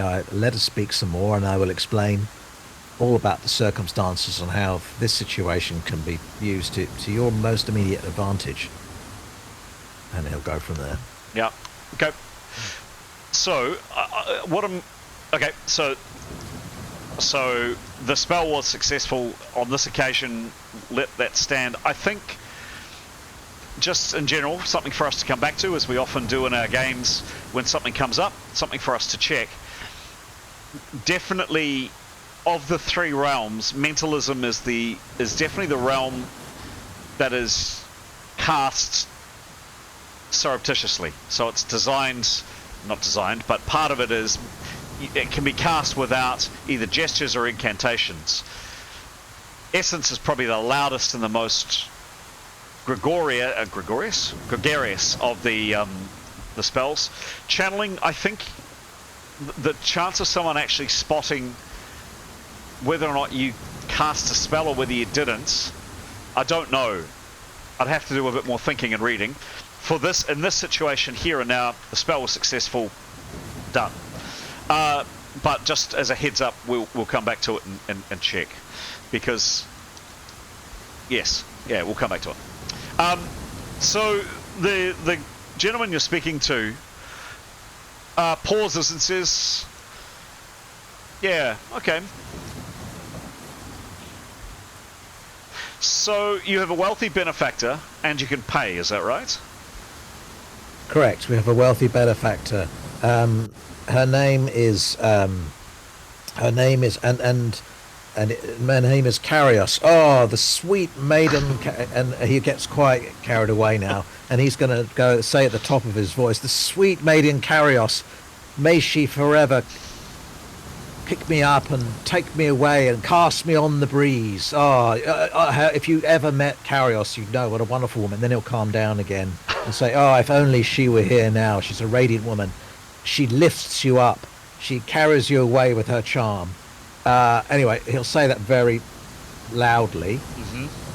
And then he'll continue on his description of saying the benefactor and how, yes, they're in her service. She's a very wealthy woman, and I'm sure that she would more than happily pay for their safe recovery. All right. And he'll keep talking. He says, okay,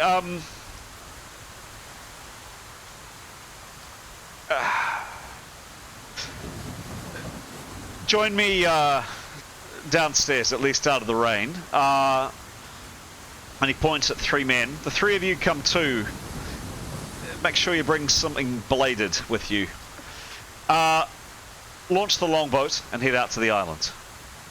And that's where we're going to leave it there for you for a second, Graham. Okay.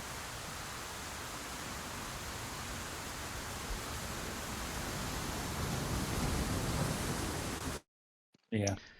She didn't know what she was doing. She's so upset, bawling her eyes out. Hello. And she's like, Oh. oh, hello. Hello.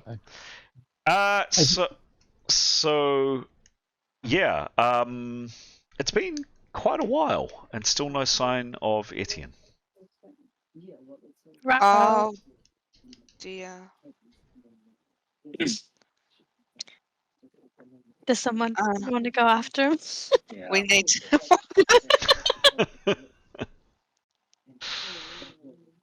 what will we do? Same thing, invisible and fly, or? How many people? Karis many- has had to go, but I don't know what skills she has. Kyros will have to go. What PowerPoints has she got? 72. So she's just done those 2 spells. Yeah. I think Yeah. if she's happy to cast a fly on Leif in Yep. invisibility, well, who should go? So no weapons. I've got no charm. Presence is what? I've got +5 to presence. Tricky. I've got some ice blocks though. I think it'll be an extraction. If it's gone belly up, it's an extraction rather than a negotiation. Okay. Who's stealth? We've got sounds. We do. What's stealth? What is that's Stalk is that and a hide. skill? Stalk and hide. hide. I reckon Leif could go. He's got 46 in that. Okay. If that's a PowerPoint count up. So what level is the fly spell? Fly is level 2. No, sorry, Oh, wait. the fly Fly's two level- spell. It's level 7, sorry. Yeah. So fly spell for Keros and fly spell for Leif. Yep. It's 14, 18, 20, another 22 power points off. What that do? So that's 2 fly spells and 2 invisibility spells. Yep. It's a invisible is level 4, isn't it? Yeah. So 20. So 8 plus 7 plus 7. Is that what shape does that put the power points in? So 7 plus 7 is 14 plus 8 is 22, right? Yeah. So that puts me at 50 So still enough to do. stuff. Yeah. How do you feel? Yeah. Yep, Okay with yep. that. Good to take 2 people rather than 1, maybe. Yep. We're holding hands because we're invisible. So if we're touching each other, we shouldn't bump into each other. That sort of thing. How would that work, Chris, for flying? Let's find out. One thing you do notice, however, is the ship has stopped. Okay. Well, I reckon we go and investigate it, if that's all right, Okay. Alex. Yes. Like that. Yep. All right. Mason's going to do. Be here. I try really hard not to leave a person by themselves, Mason. So if you're happy just to be a tourist, Oh yeah, I'm happy to stay out, or if if not, I can. No. I'll quietly join in the background. No, I'll be quiet. Okay. Or listen in, right? Listen in. Okay. Yeah. All right. Let's have some. Also saves on a catch up sort of recap as well. Yeah, that's Yeah, right. okay, cool. That's right. Yep. If we do that, and then some dice rolls, please, for some spells, guys. I'm just interested in no failures. Okay. 47. 25. Whoops. Oops, sorry, I've done it wrong. 51 and 39. Okay. Cool. All right. All the spells were successful. I'll just do one spell sound.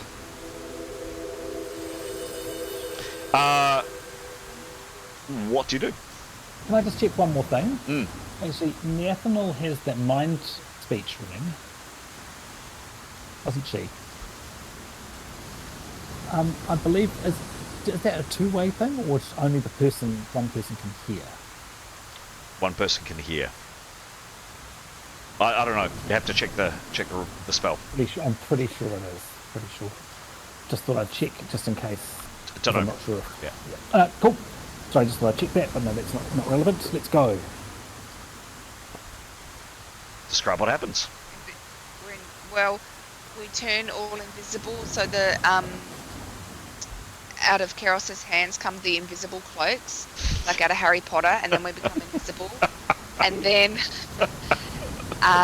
see these teeny tiny, like, flying wings come and fall over to the outline of two invisible people, and then disappear as we float into the air, holding hands. Okay. There we go.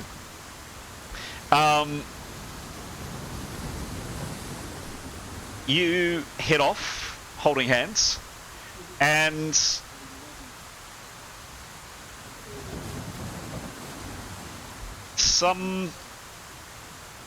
you're probably about a quarter of the way out, and it's quite unpleasant after a while. Keros, you've done this once before. Yesterday when you were flying out to the ship. You're flying over deep water. You know, the water immediately around the islands is relatively shallow, but this is out over deep ocean, and it looks decidedly uninviting. If something goes wrong, it could go very badly wrong. However, as you continue flying out, holding hands, Peter Pan style, you're aware, as I mentioned, that the ship has stopped, and you notice a boat is coming towards you, coming towards the island. A ship's boat. What do you do? I think we need to be very... So it is rainy? Yes, very. I think we need to be very aware that our bodies are stopping the rain. True. So whilst we're invisible, so I think we want to keep as much distance and perhaps as far up. I think perhaps height is a good thing. So go way above the boat. Okay. Possible. Leif's got elvish eyesight, I suppose. And we want to just see who's in the boat. Yep. Could you give me a perception roll, please?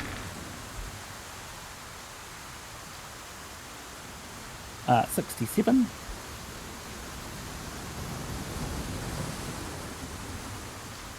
This perception is 40.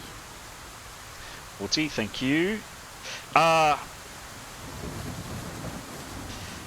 far up are you? I think we'd want to go... It's hard to judge, isn't it, for us to judge how much of a silhouette we make. I suppose if we're flying vertically, then we make less of a rain shadow. So try and be sort of as vertical as possible and look down. High enough that we can see details in the boat. Okay, I need a distance. An approximate distance. Are you 60 foot? Are you 40? Are you 100? Oh, I would say 100. Well, 100? what's the view like at 200 foot? 200 What foot? detail can we see? Yeah, not much at 200. And the detail at 150? Yeah, you're probably needing to be down at about between 100. You can vaguely make out some stuff. Right, try at 100 first. Okay. And see what we see. Yeah, there's it's definitely a very, it's a decent sized ship's boat. There are 8 men in it rowing, and there's, it's a decent sized boat. There is enough room for others to be in there. You're definitely catching a glint of metal weapons as well. A spear or two, you think, perhaps. Hard to judge at this level.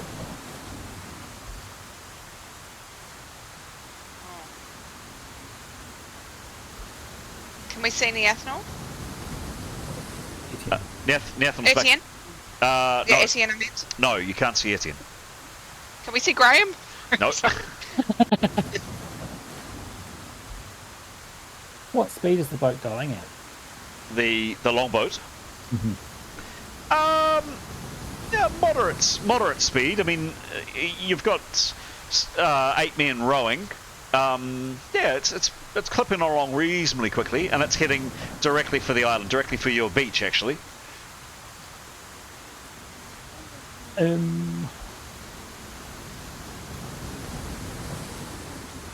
was just thinking, so I suppose we can have a conversation. It would be, do we want to split up, go and warn? Yeah, one warn and one actually, stay. but the rest of us on the beach will be looking out for someone coming. I mean, the longboats or the ship's boat's not going to be hard to spot, I assume. The rest of the group's looking for it. So do we have time to go and investigate the ship and see if Etienne's safe or if Etienne's in danger, if we can estimate that, and then get back? You would estimate the boat is going faster than you can fly. You would estimate it will be at the beach before you could get to the ship and back to the beach. But we wouldn't even be able to beat it to the beach. Oh, you could now It's beat on the it. bus Yes, now. if you left now, you could beat it to the beach. Yes, but you wouldn't have a chance to beat it to go out to the ship and then come back and beat it to the beach. Cool. What do you think, Alex? What do you think, Keros? I kind of feel we should split up. Okay. Yep. What do you think? Yes, I think so. I think it makes more sense for Keros to go to the ship because she can cast invisibility, and Okay. she can cast a fast fly spell on Etienne. That's what, she's got more versatility with her magic. Leif Okay. doesn't. Are you okay with that? Yeah, and you can go back and warn. Go back and warn. Yep. Yep. And we'll stay invisible. Actually. Yes. Yes. Okay. At this point, I am going to ratchet up the tension a little bit. I don't like splitting a solo person up, but Alex, I am going to ask you to head to chat room 2, please.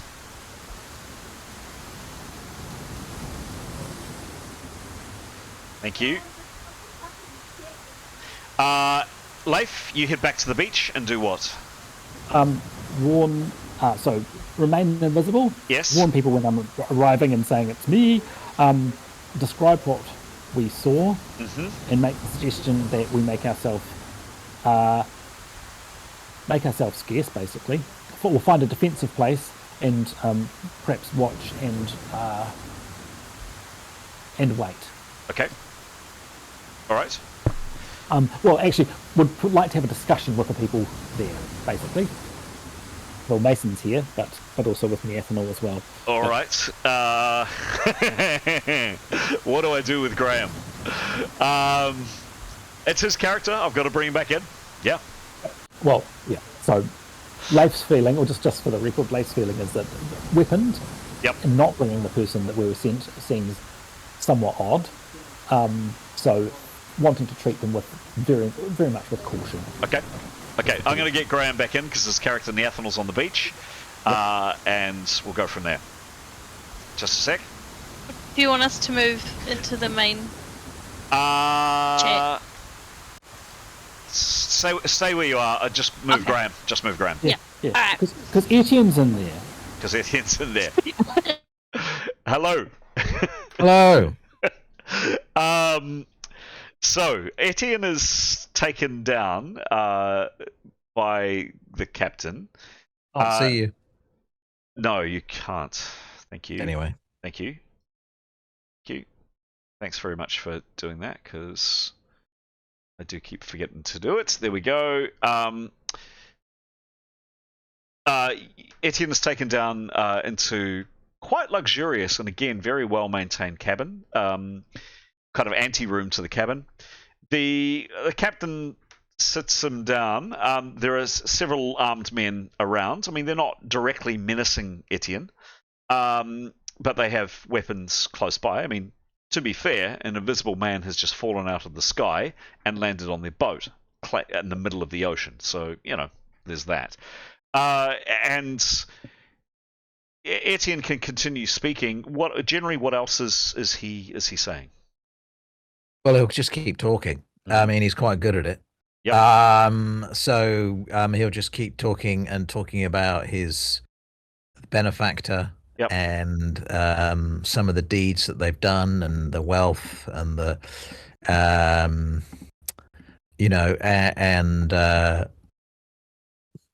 he'll talk. He'll talk about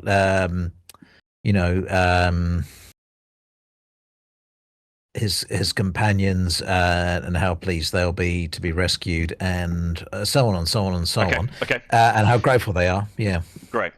So continue speaking for about another 5, and then the bosun, the guy with the massive beard, comes in and just says, "Captain, longboat's ready. What are your orders, sir?" And Captain says in front of Etienne, "Go and collect them. Tell them that their friend is safe, and bring them back here. Watch for any tricks, however, and take a couple of crossbows with you." Aye, Captain. And then if Etienne can continue, he'll say, perhaps it would be wise if I went with the boat, so I can just make sure my friends are relaxed about the people that are coming to rescue them, and to tell them about your fine hospitality and the good ship that you keep, and the orderliness of the crew, just to put them at ease.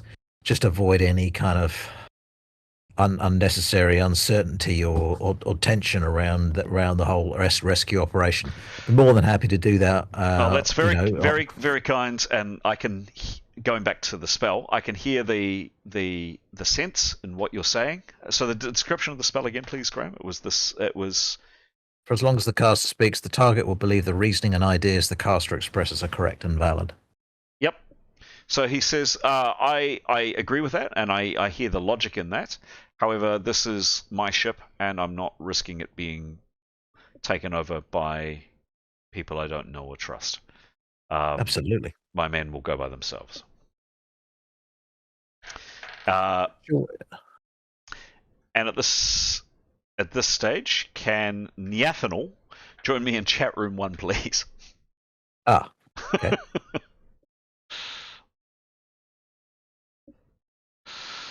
Enjoying the rain. Hi. Niathanal, you've been... Hello. Niathanal, Kiros and Leif were a bit worried about what's going on, and have headed off towards the ship, invisible, flying and holding hands. You've waited on the beach with just Demos and Victory, the cat. Mithan. And Mithan, beg my pardon. Thank you, I knew there's one other. Not long after Kiros and Demos, Kiros and... Let's try that again. Leif and Kiros have left. Leif comes back and says what, please? He would say there is a boat, and he'd give an estimate of how many minutes away. Yep. A longboat from a reasonable large longboat with how many men did you say? 8 men? Mm-hmm. Coming our way. They seem armed. We couldn't see Etienne amongst them, but they were armed and on their way here.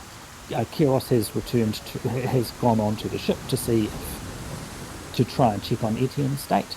I think that armed people coming to perhaps a haunted island, okay, fair, but I think we should take defensive positions and be very cautious of them. Okay. What do others think? And at that moment, I am going to speak to Keros. Back soon. So we... Hello, Keros.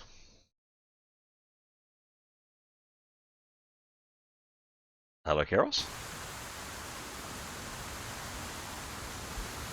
You're on mute. I'm just talking away on mute. Don't mind me.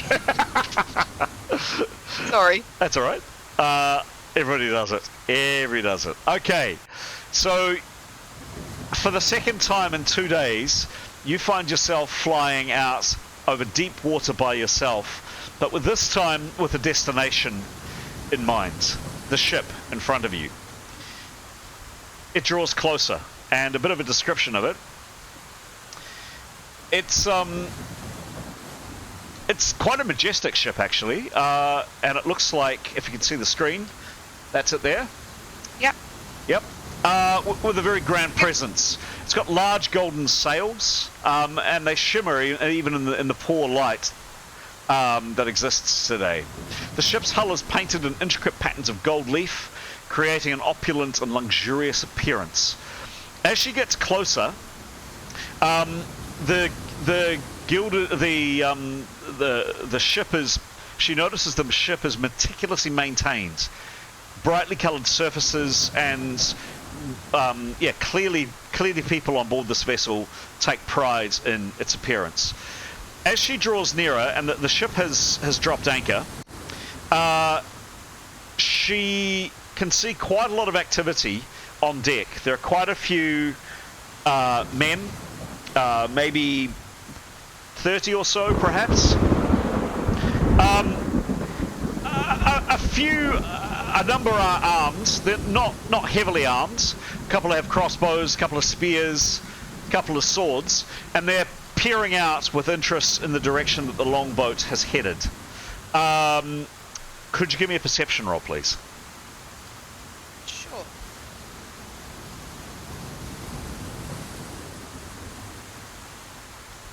So can I roll? Where do I go to roll? The main text game? Yeah, just main as you normally channel. would. Yeah. Yep, just as normally would. Yep, sorry. And perception is... Post-it note. Perception. Sorry.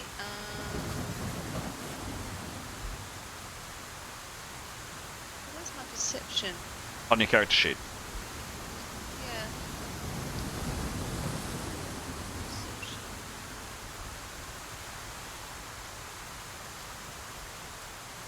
Oh, sorry. Plus 36. 36. Cool. Thank you. And 41 I rolled. Yeah, look, that's really about all you see. No sign of Etienne. So just a nice ship. Looks that way. Yep.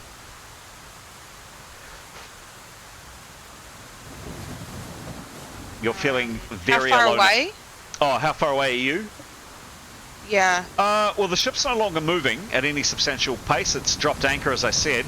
So you're basically upon it. You're at it. What else can I see? It's pretty much it. There's a lot of rain around. It's drizzly. That's pretty much it. I mean, it's a large ship. It's definitely got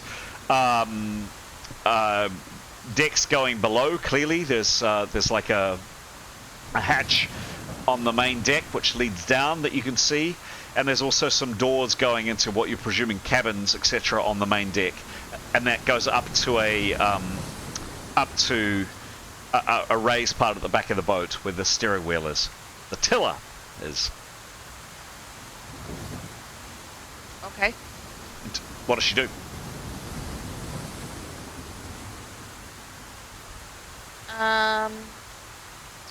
Can I circumnavigate, do a fly around? Mm-hmm.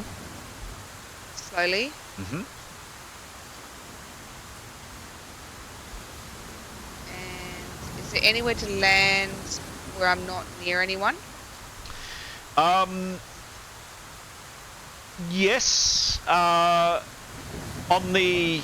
If you imagine, if we go back to the image of the ship, can you see my pointer? Yes, you can. If you imagine that this side of the vessel is facing, so in this direction over here with the pointer, is facing the shore.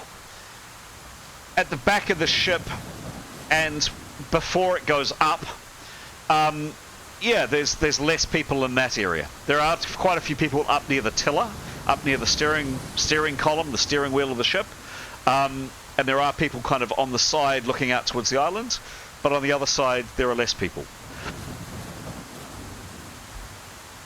Is it possible, I don't want to break my invisibility, so is it possible to move to that area but not touch down, just kind of hover and listen?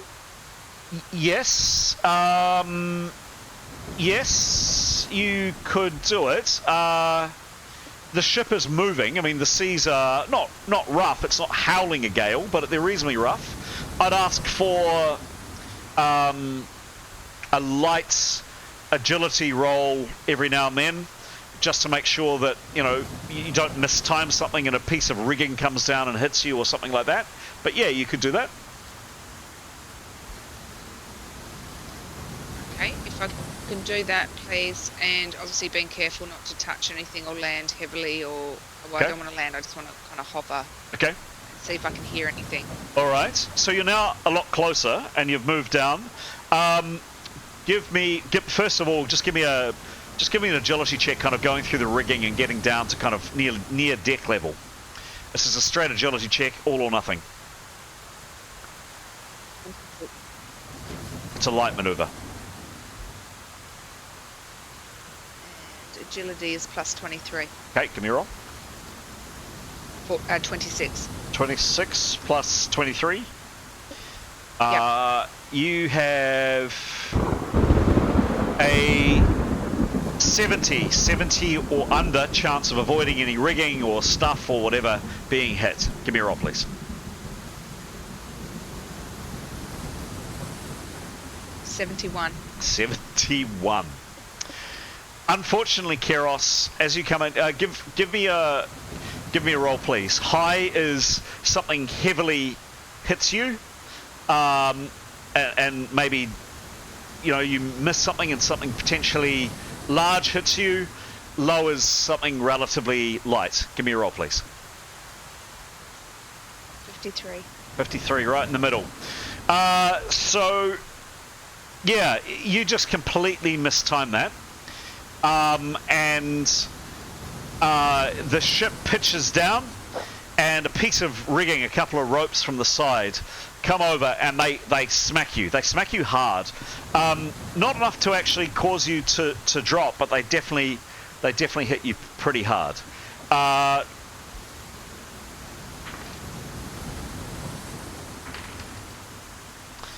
That you have seen, nobody appears to either have seen or heard what's happened, however. What do you do? To me? Yeah. Am I still invisible? You don't know. Can I not see my... Like, if I'm invisible, do I look like myself to myself? Yes, I think so. Or do I look invisible? I think you look like yourself. I'm going to cast invisibility again, just in case. Okay. So, hovering there, give me another roll, please. 89. 89, no preparation, but that doesn't affect you. That is successful. And you a couple of things. The first thing is the other people are about 40 or 50 foot away from you, and they're on the other side of the ship. So you're basically at the back of the... So if you can see the screen, can you see the screen? Yep. So the front of the ship goes along like this, and then there's a bit at the back, the up bit at the back. You're at the corner just before it starts to go up, on the hovering around the main deck. There isn't anybody immediately around you. You can pick up a couple of words, but you might need to go a bit closer to hear a bit more. One thing that is interesting, really interesting, is these people are speaking Westron, your home tongue. What you pick up is the following, really. So you hear kind of snippets, little snippets of conversation. Really weird. Captain doing. Money from stranger. Nowhere. Appeared from nowhere. And then what do we? And then money. You think money? What do they want? Are they maybe pirates? And with that, I'm going to head to the others. And you have a think what you're doing.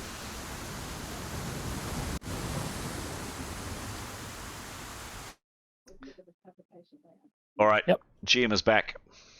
Hello. Hello. Oops. There we go. What do you guys do? How's it going? Well.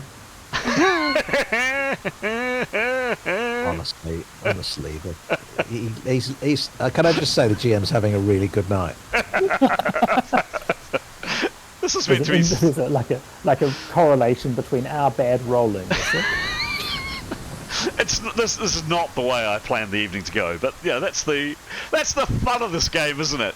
All right, so you are warned by Leif. You all see the longboat coming towards you. What do you do, please? Oh, so we can see it already. Oh, well, within a relatively short period of time. Yep. Oh, so we've got time to act before they arrive. Yes. Yep. What's the terrain like directly up behind us? Sure.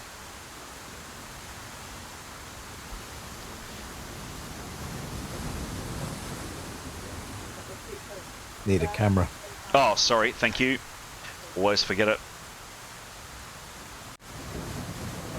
You know, there's nobody left on the main voice channel. We've left it. Yeah, that's right. There we go. Keep creating new chat rooms, so we'll get further away from it. Maybe we'll hit dry land. Maybe we will. Pretty steep, pretty inaccessible. A sheer cliff directly behind you. There is quite a lot of undergrowth, however. What about up there to the left? Wasn't there? That's where the body was, wasn't it? Yep. Oh, perfect. You could. The only easy way to climb or to get up here is to go up this area here. You could get up here, but that would require some climbing maneuvers.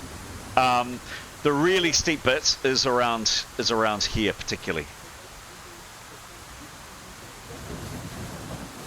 Well, I think Niathron's going to make herself invisible.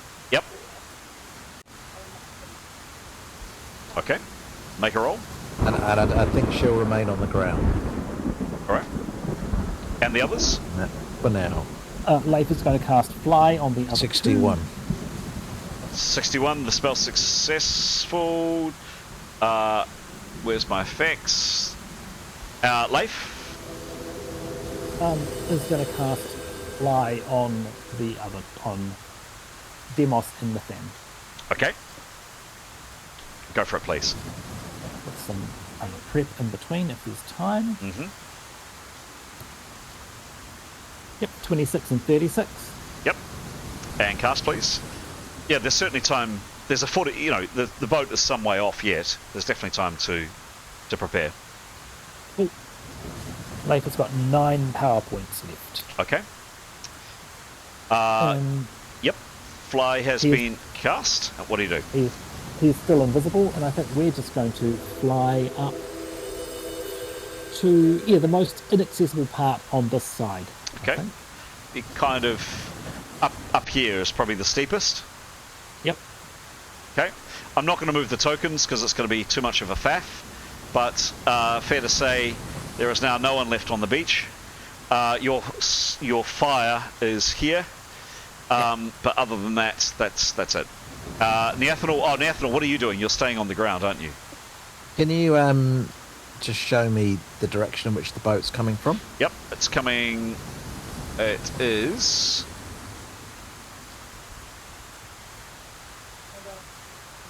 Coming from this direction. So the ship itself is kind of out here. Further away than that, but out here. And the boat is coming pretty much straight line in towards here. Okay. Going back to the island then. Yep. She'll walk into the trees. Yep. Taking care not to be too obvious with her footsteps. I gather there's probably quite a few around there anyway. Yes, there's a lot. And then she'll actually go behind one of the trees so her outline isn't caught by rain. Yes. And she will, just for added measure, hide in shadows. Okay. Could you give me a hiding roll? I know she's invisible, but anyway, for the hell of it. Could you give me a hiding roll, please? And this will be masked. 35. 35, sure thing. Her hide, I suspect, is something stupid. That's what it says in the skill. Plus 115. Yes. Goodness me. Okay, cool. The others that are perched on top up here, any actions I should be aware of? Whereabouts are you guys? They're up here. Oh yeah, where did they decide to land? Here. So that's got some cover in front of it? A little, yes. Some rocks and some grasses, and etc. Not a lot of trees up on the rock. Oh. How good, if we were to retreat back on that bit there, is it easy terrain? There's a volcano. Sorry, what I'm meaning is we wanted to not be seen from the beach. How much leeway have we got? That flat a bit? If someone was on the beach, you could definitely make yourselves very scarce. You'd be invisible. Okay. Yep. And so but also, for example, what's the distance to the beach? Is that a bow shot?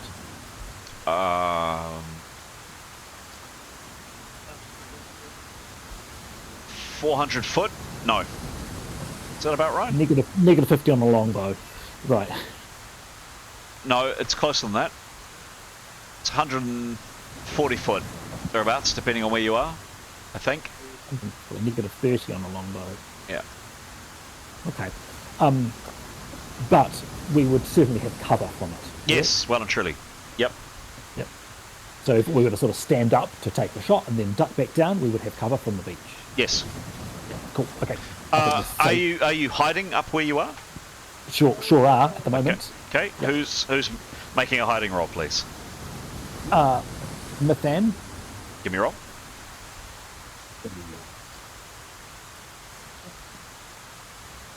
Oh.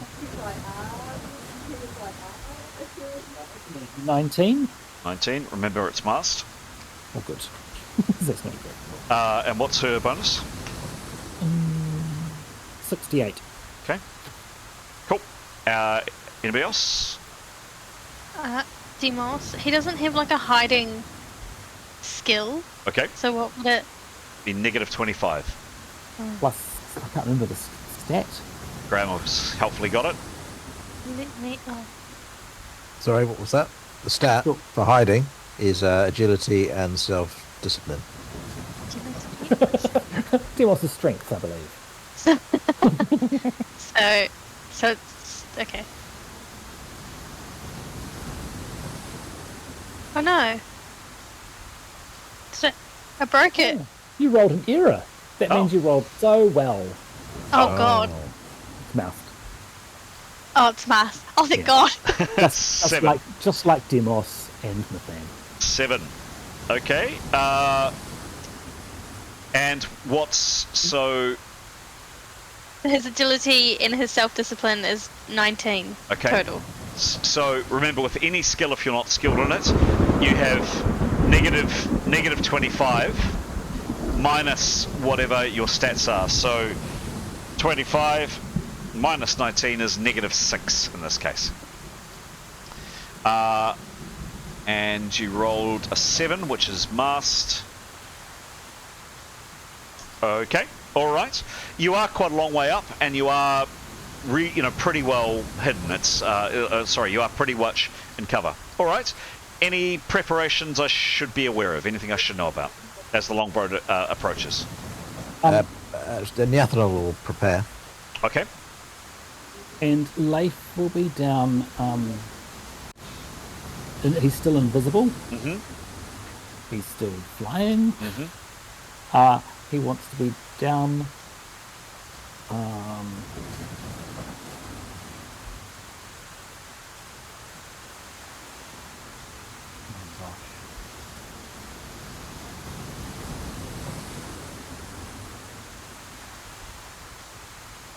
Just always down to PowerPoint, isn't it?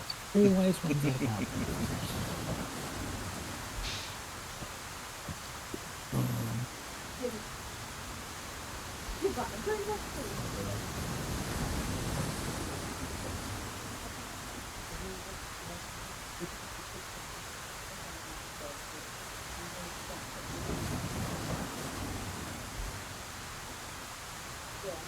Hello?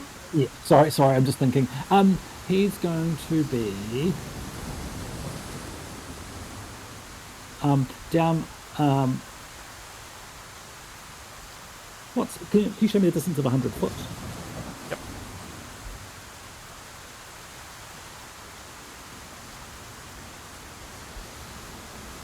It's not a very big island. That's 100 foot. Awesome. Oh, okay.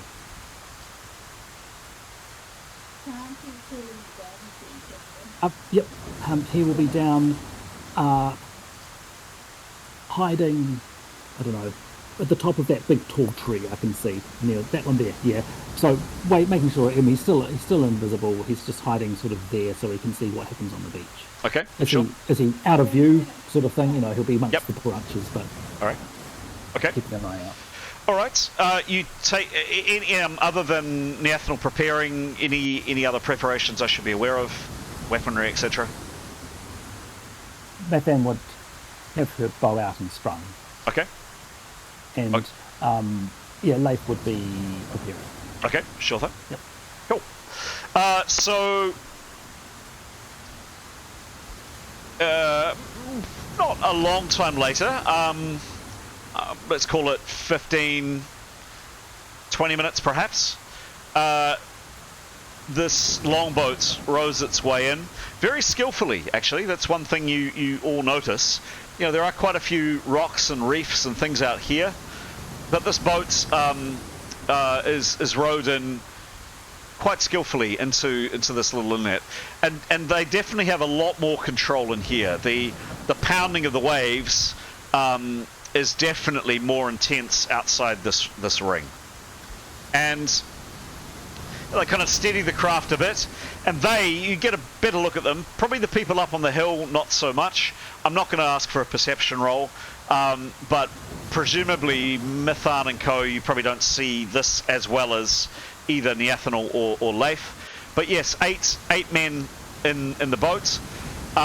They don't appear to be armoured in any way that you can see. There are two of them are carrying spears or have spears around. Another couple have cutlasses, and two of them have light crossbows. Their weapons are kind of within reach, apart from the two guys with crossbows. They definitely have them lowered. They're not pointing at the shore or anything, but they have them in their hands. They've stopped rowing. And the other four men continue rowing, and the other four, two with crossbows and another two kind of on lookout. And as the boat comes in, they just cry out, "Hello! Strangers! Show yourselves! Hello!" And interestingly enough, really interesting, they're speaking Westron, which is, I think, a language you can all speak, maybe not Demos. He can kind of knows. Okay. He's at a 5. Oh, 5's okay. Spoken. No, Yeah. no, 5's good. 5's the level of, out of 10, 5 is the level of average conversation for most common people. No, 5's fine. Leif's 6. There you go. That's his first language. Exactly. So yeah, they're shouting, strangers, please show yourselves. We come in peace. We have your friends. He is in good health. He is fine. He is well.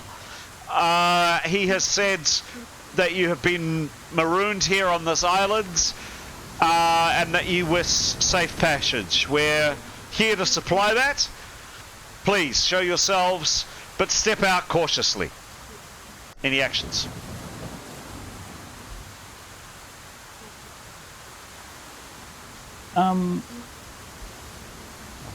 Second.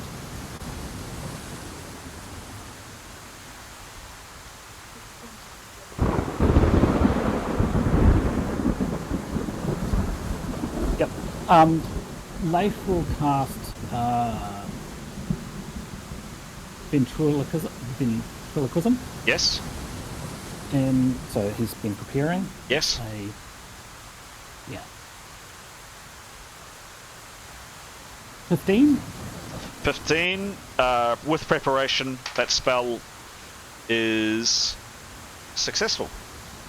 So it means he can speak, and their voice will appear to come from any point that they want to within 100 foot within their field of vision, and it's concentration. Okay. So he will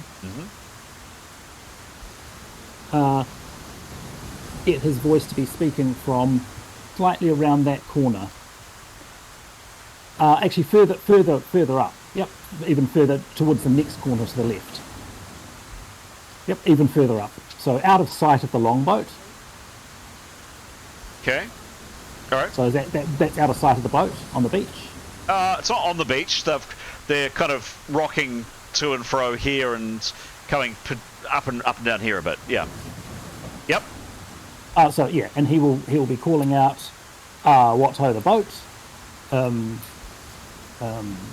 You'll forgive our caution. We won't. Sorry, we won't can't hear you.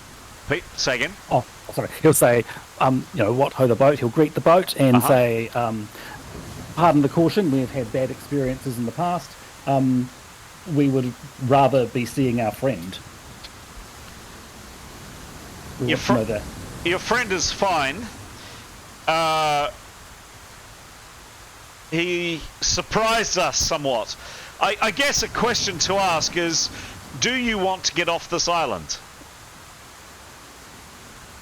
The boat, by the way, starts coming around to where they heard the voice.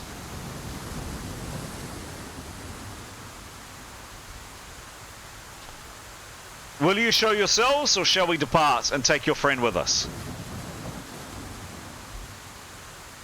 Have a think, and I'm going to go and join Keros.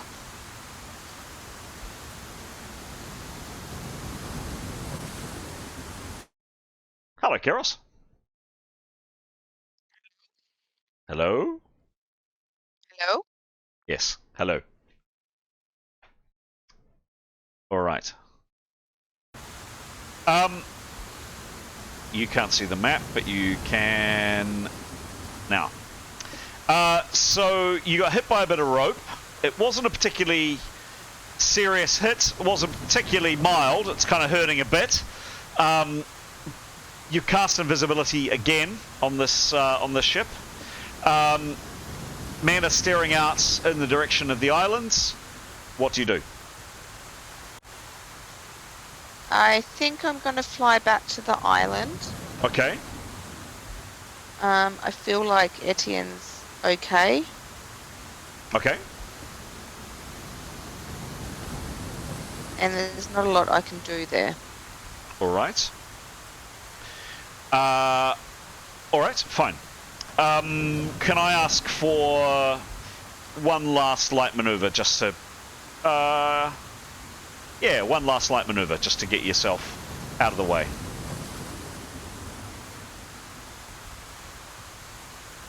'84. 84.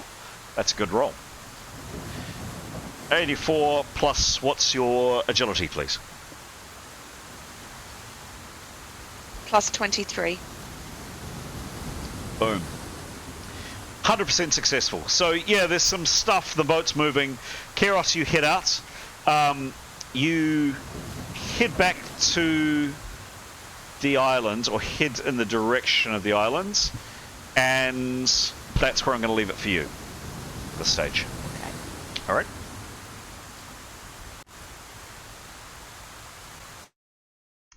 Hello again. I mean, GM's back. What happens? with the rain. Yeah, with the rain. Follows him round. With the rain. With the whoops. With the rain. That's the ship, by the way. Wow. What do you do?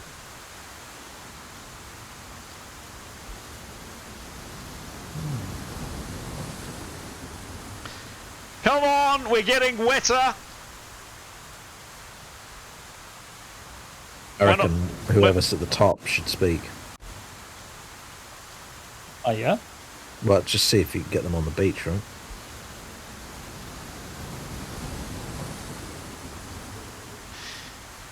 True. We True. are tiring of this game. If you don't wish to come, we'll be leaving soon.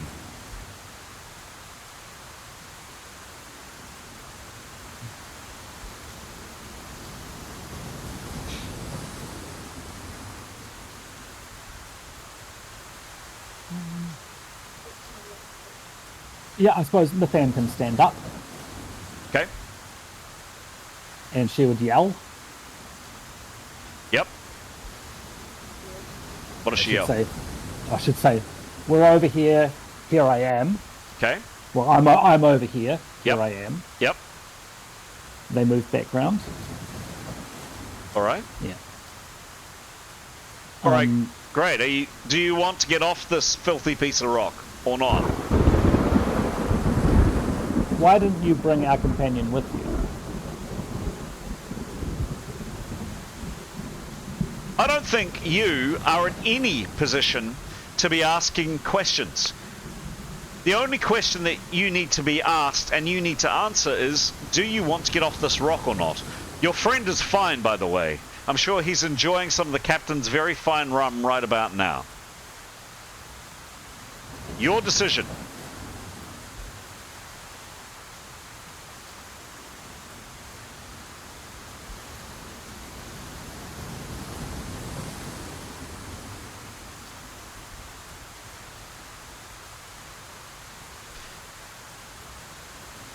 We really grow tired of getting even wetter than we possibly ever thought we could be. Give us an answer or we depart.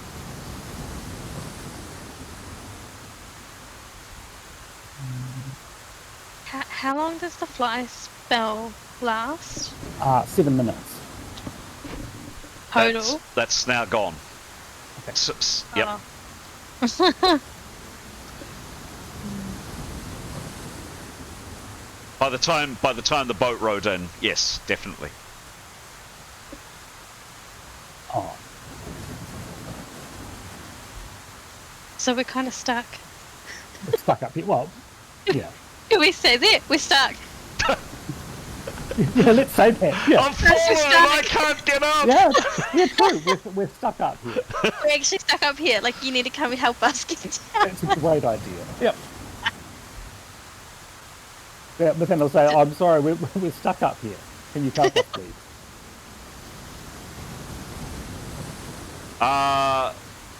No. Come down.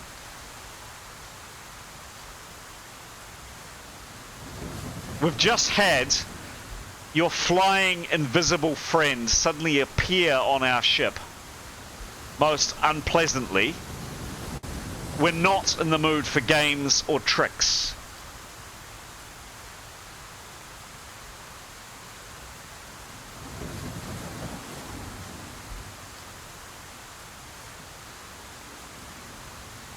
Any action from Neathanol? Any action from Leif?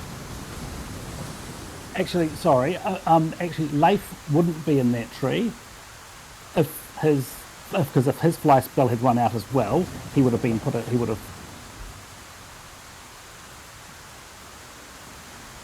Okay, where would you have placed him? So we have. Yeah, he'd be on the ground as well. He would be at the base of that tree, but hidden. Yep. Basically. So Leif is here. Anything from Neathanol?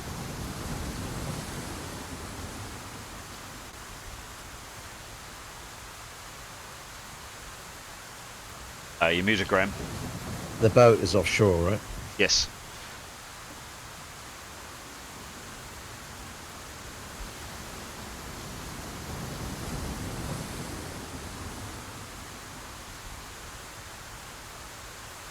I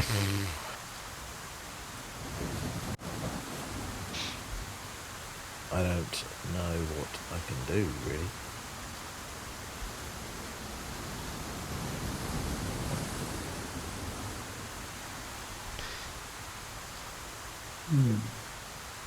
I'm not sure if you know, says the voice from the boat again, the definition of negotiating from a position of strength. But if you do know, can I just tell you, you're the reverse of that. I'd keep questioning him about that. Your friend said you are shipwrecked, or you're marooned here. We're here to help you. We're not here to sit around all day with our fingers up our bottoms for you to make up your minds and to play coy. We're spooked enough as it is already because of your friend's unexpected arrival in the middle of the ocean on our ship. And we're really not in the mood to mess around. I'm going to count to 5, and then I'm turning this boat around and we're going back and we're sailing off with your friend. 1.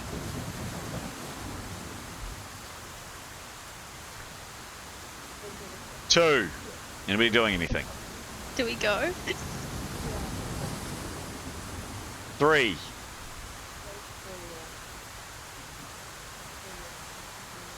4. Yeah, Leif will be preparing. 5. All right, boys, that's it. Let's head back to the boat. I clearly want to stay here and play with the seagulls. With that, they set the oars in the water and they start to move on. Before they're out of... Leif would want to be casting sleep on them. Casting what, sorry? Sleep. Sleep. Well, does he have the range? 100-foot range?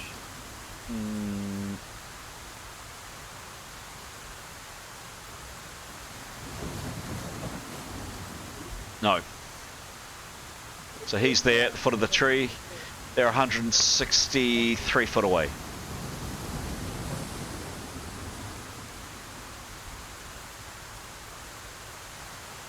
Oh.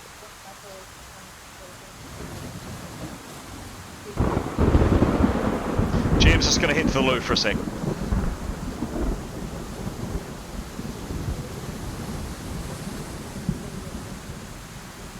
What do we want to do? Do we want to show ourselves or what? I don't. I mean, we're just going to get but it's a lose-lose, isn't it? Yeah. If Kiros has been able to, it depends on how Kiros has gone, right? Exactly.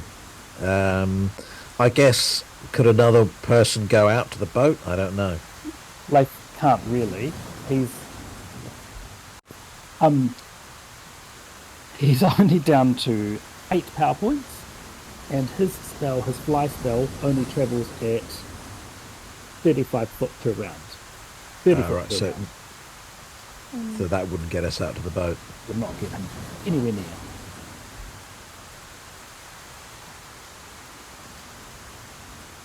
Well, we don't really want to surrender ourselves, do we?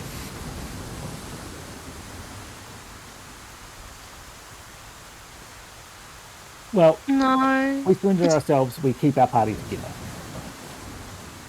We do, but we lose all our wealth.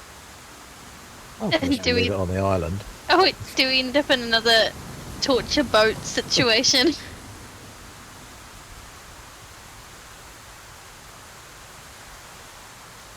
GM's back. What's happening?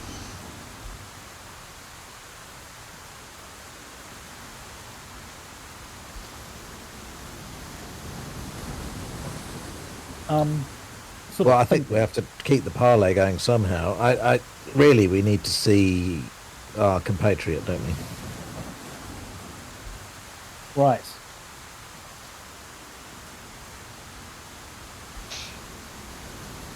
Well, Mithan could, Mithan would shout, how much did he say we could compensate you for rescuing us? Don't know. He's speaking to the captain. Definitely beginning to pull away from the shore.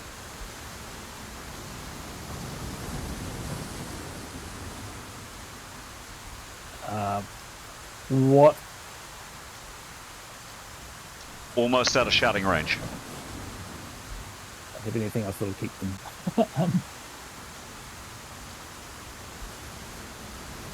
What's your captain's name? Oh, yeah. Yeah, what's your captain's name? His name? It's very distant now. His name, for what it's worth, Orion Blackthorn. What boat? Gilded Gillian. Where are you sailing?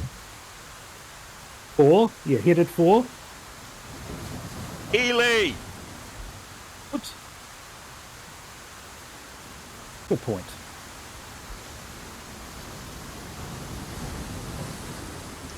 They're still looking back at the beach, but they're now out of earshot.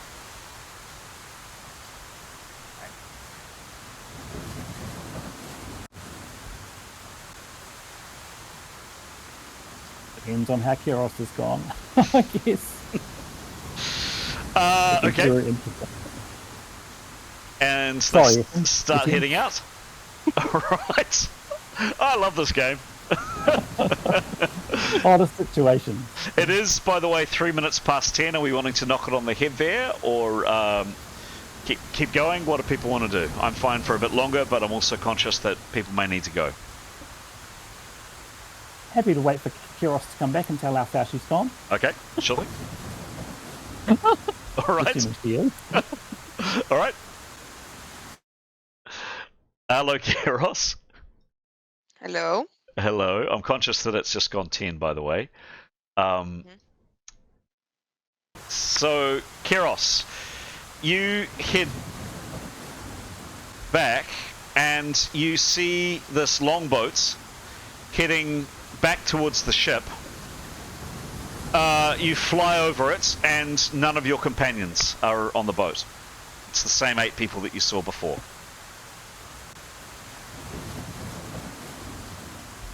Okay. What do you do? I'm gonna keep going. You head back to the beach? Yep. Okay. So when you get to the beach is deserted. You can't see any of your friends.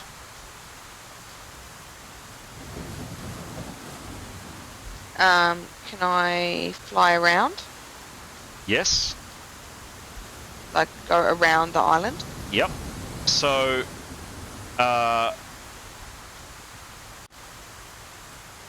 here,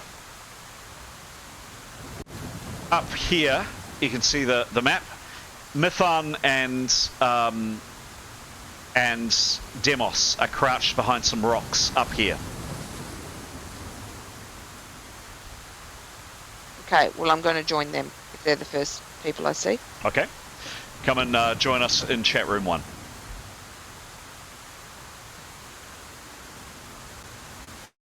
Yeah. Yeah. Oh, Keros is back. Everyone's back. Hello. Demos, you and Mithan are just sitting there kind of peering down, watching the longboat get further and further out to sea. And all of a sudden, what happens, please?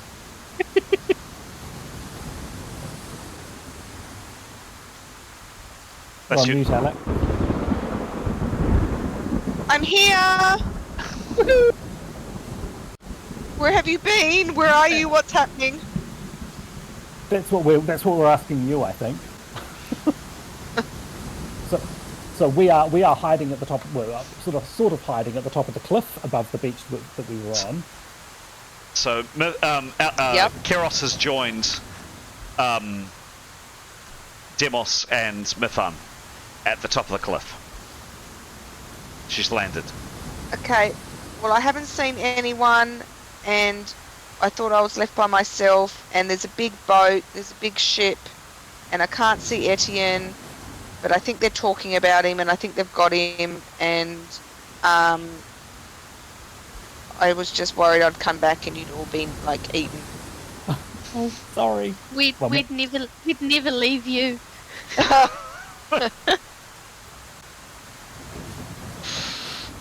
So who we don't have Etienne. We have Did the rowboat come in? yes. That's been gone, yeah. No Etienne.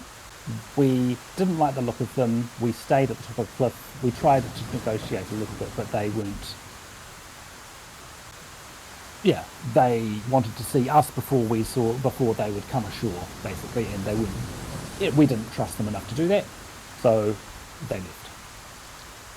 Well, I think they've got Etienne because I did hear some talking about like pirates and money and so on, but yeah, I didn't see him.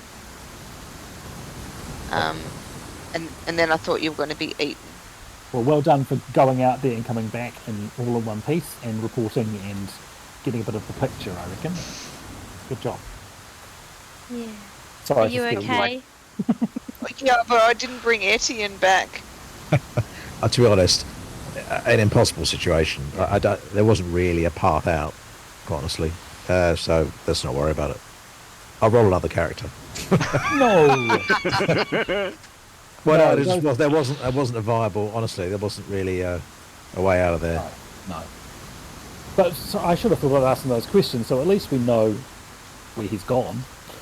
Yeah, but yeah. Honestly, there wasn't really a. Yeah, I mean.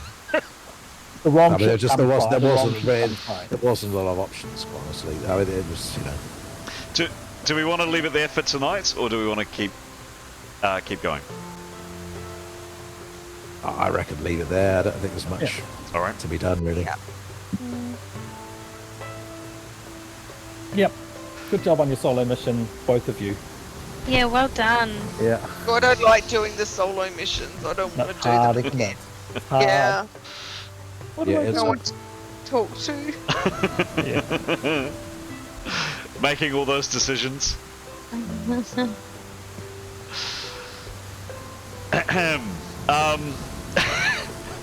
By the way, not that I would ever give hints about how to game the game, but if you ever want to see what happens, there's a recording of it. Hey, it'll be up on YouTube. So if you want to actually see what happens to Etienne, Graham, that was some rotten luck, mate. That was just some rotten luck. Well, to be honest, that was irrelevant in a way. Even if I hadn't had that rotten luck, it was not going to turn out any other way, really. If it's a pirate ship, it's a pirate ship, right? Yeah, I mean, no matter how I land on it, it was a shit Literally. landing. But I was going to ask for safe passage, wasn't I? So, and they didn't want to give it, and that's it.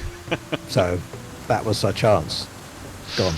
But I mean, the unfortunate thing was that I was led under, for some reason, downstairs.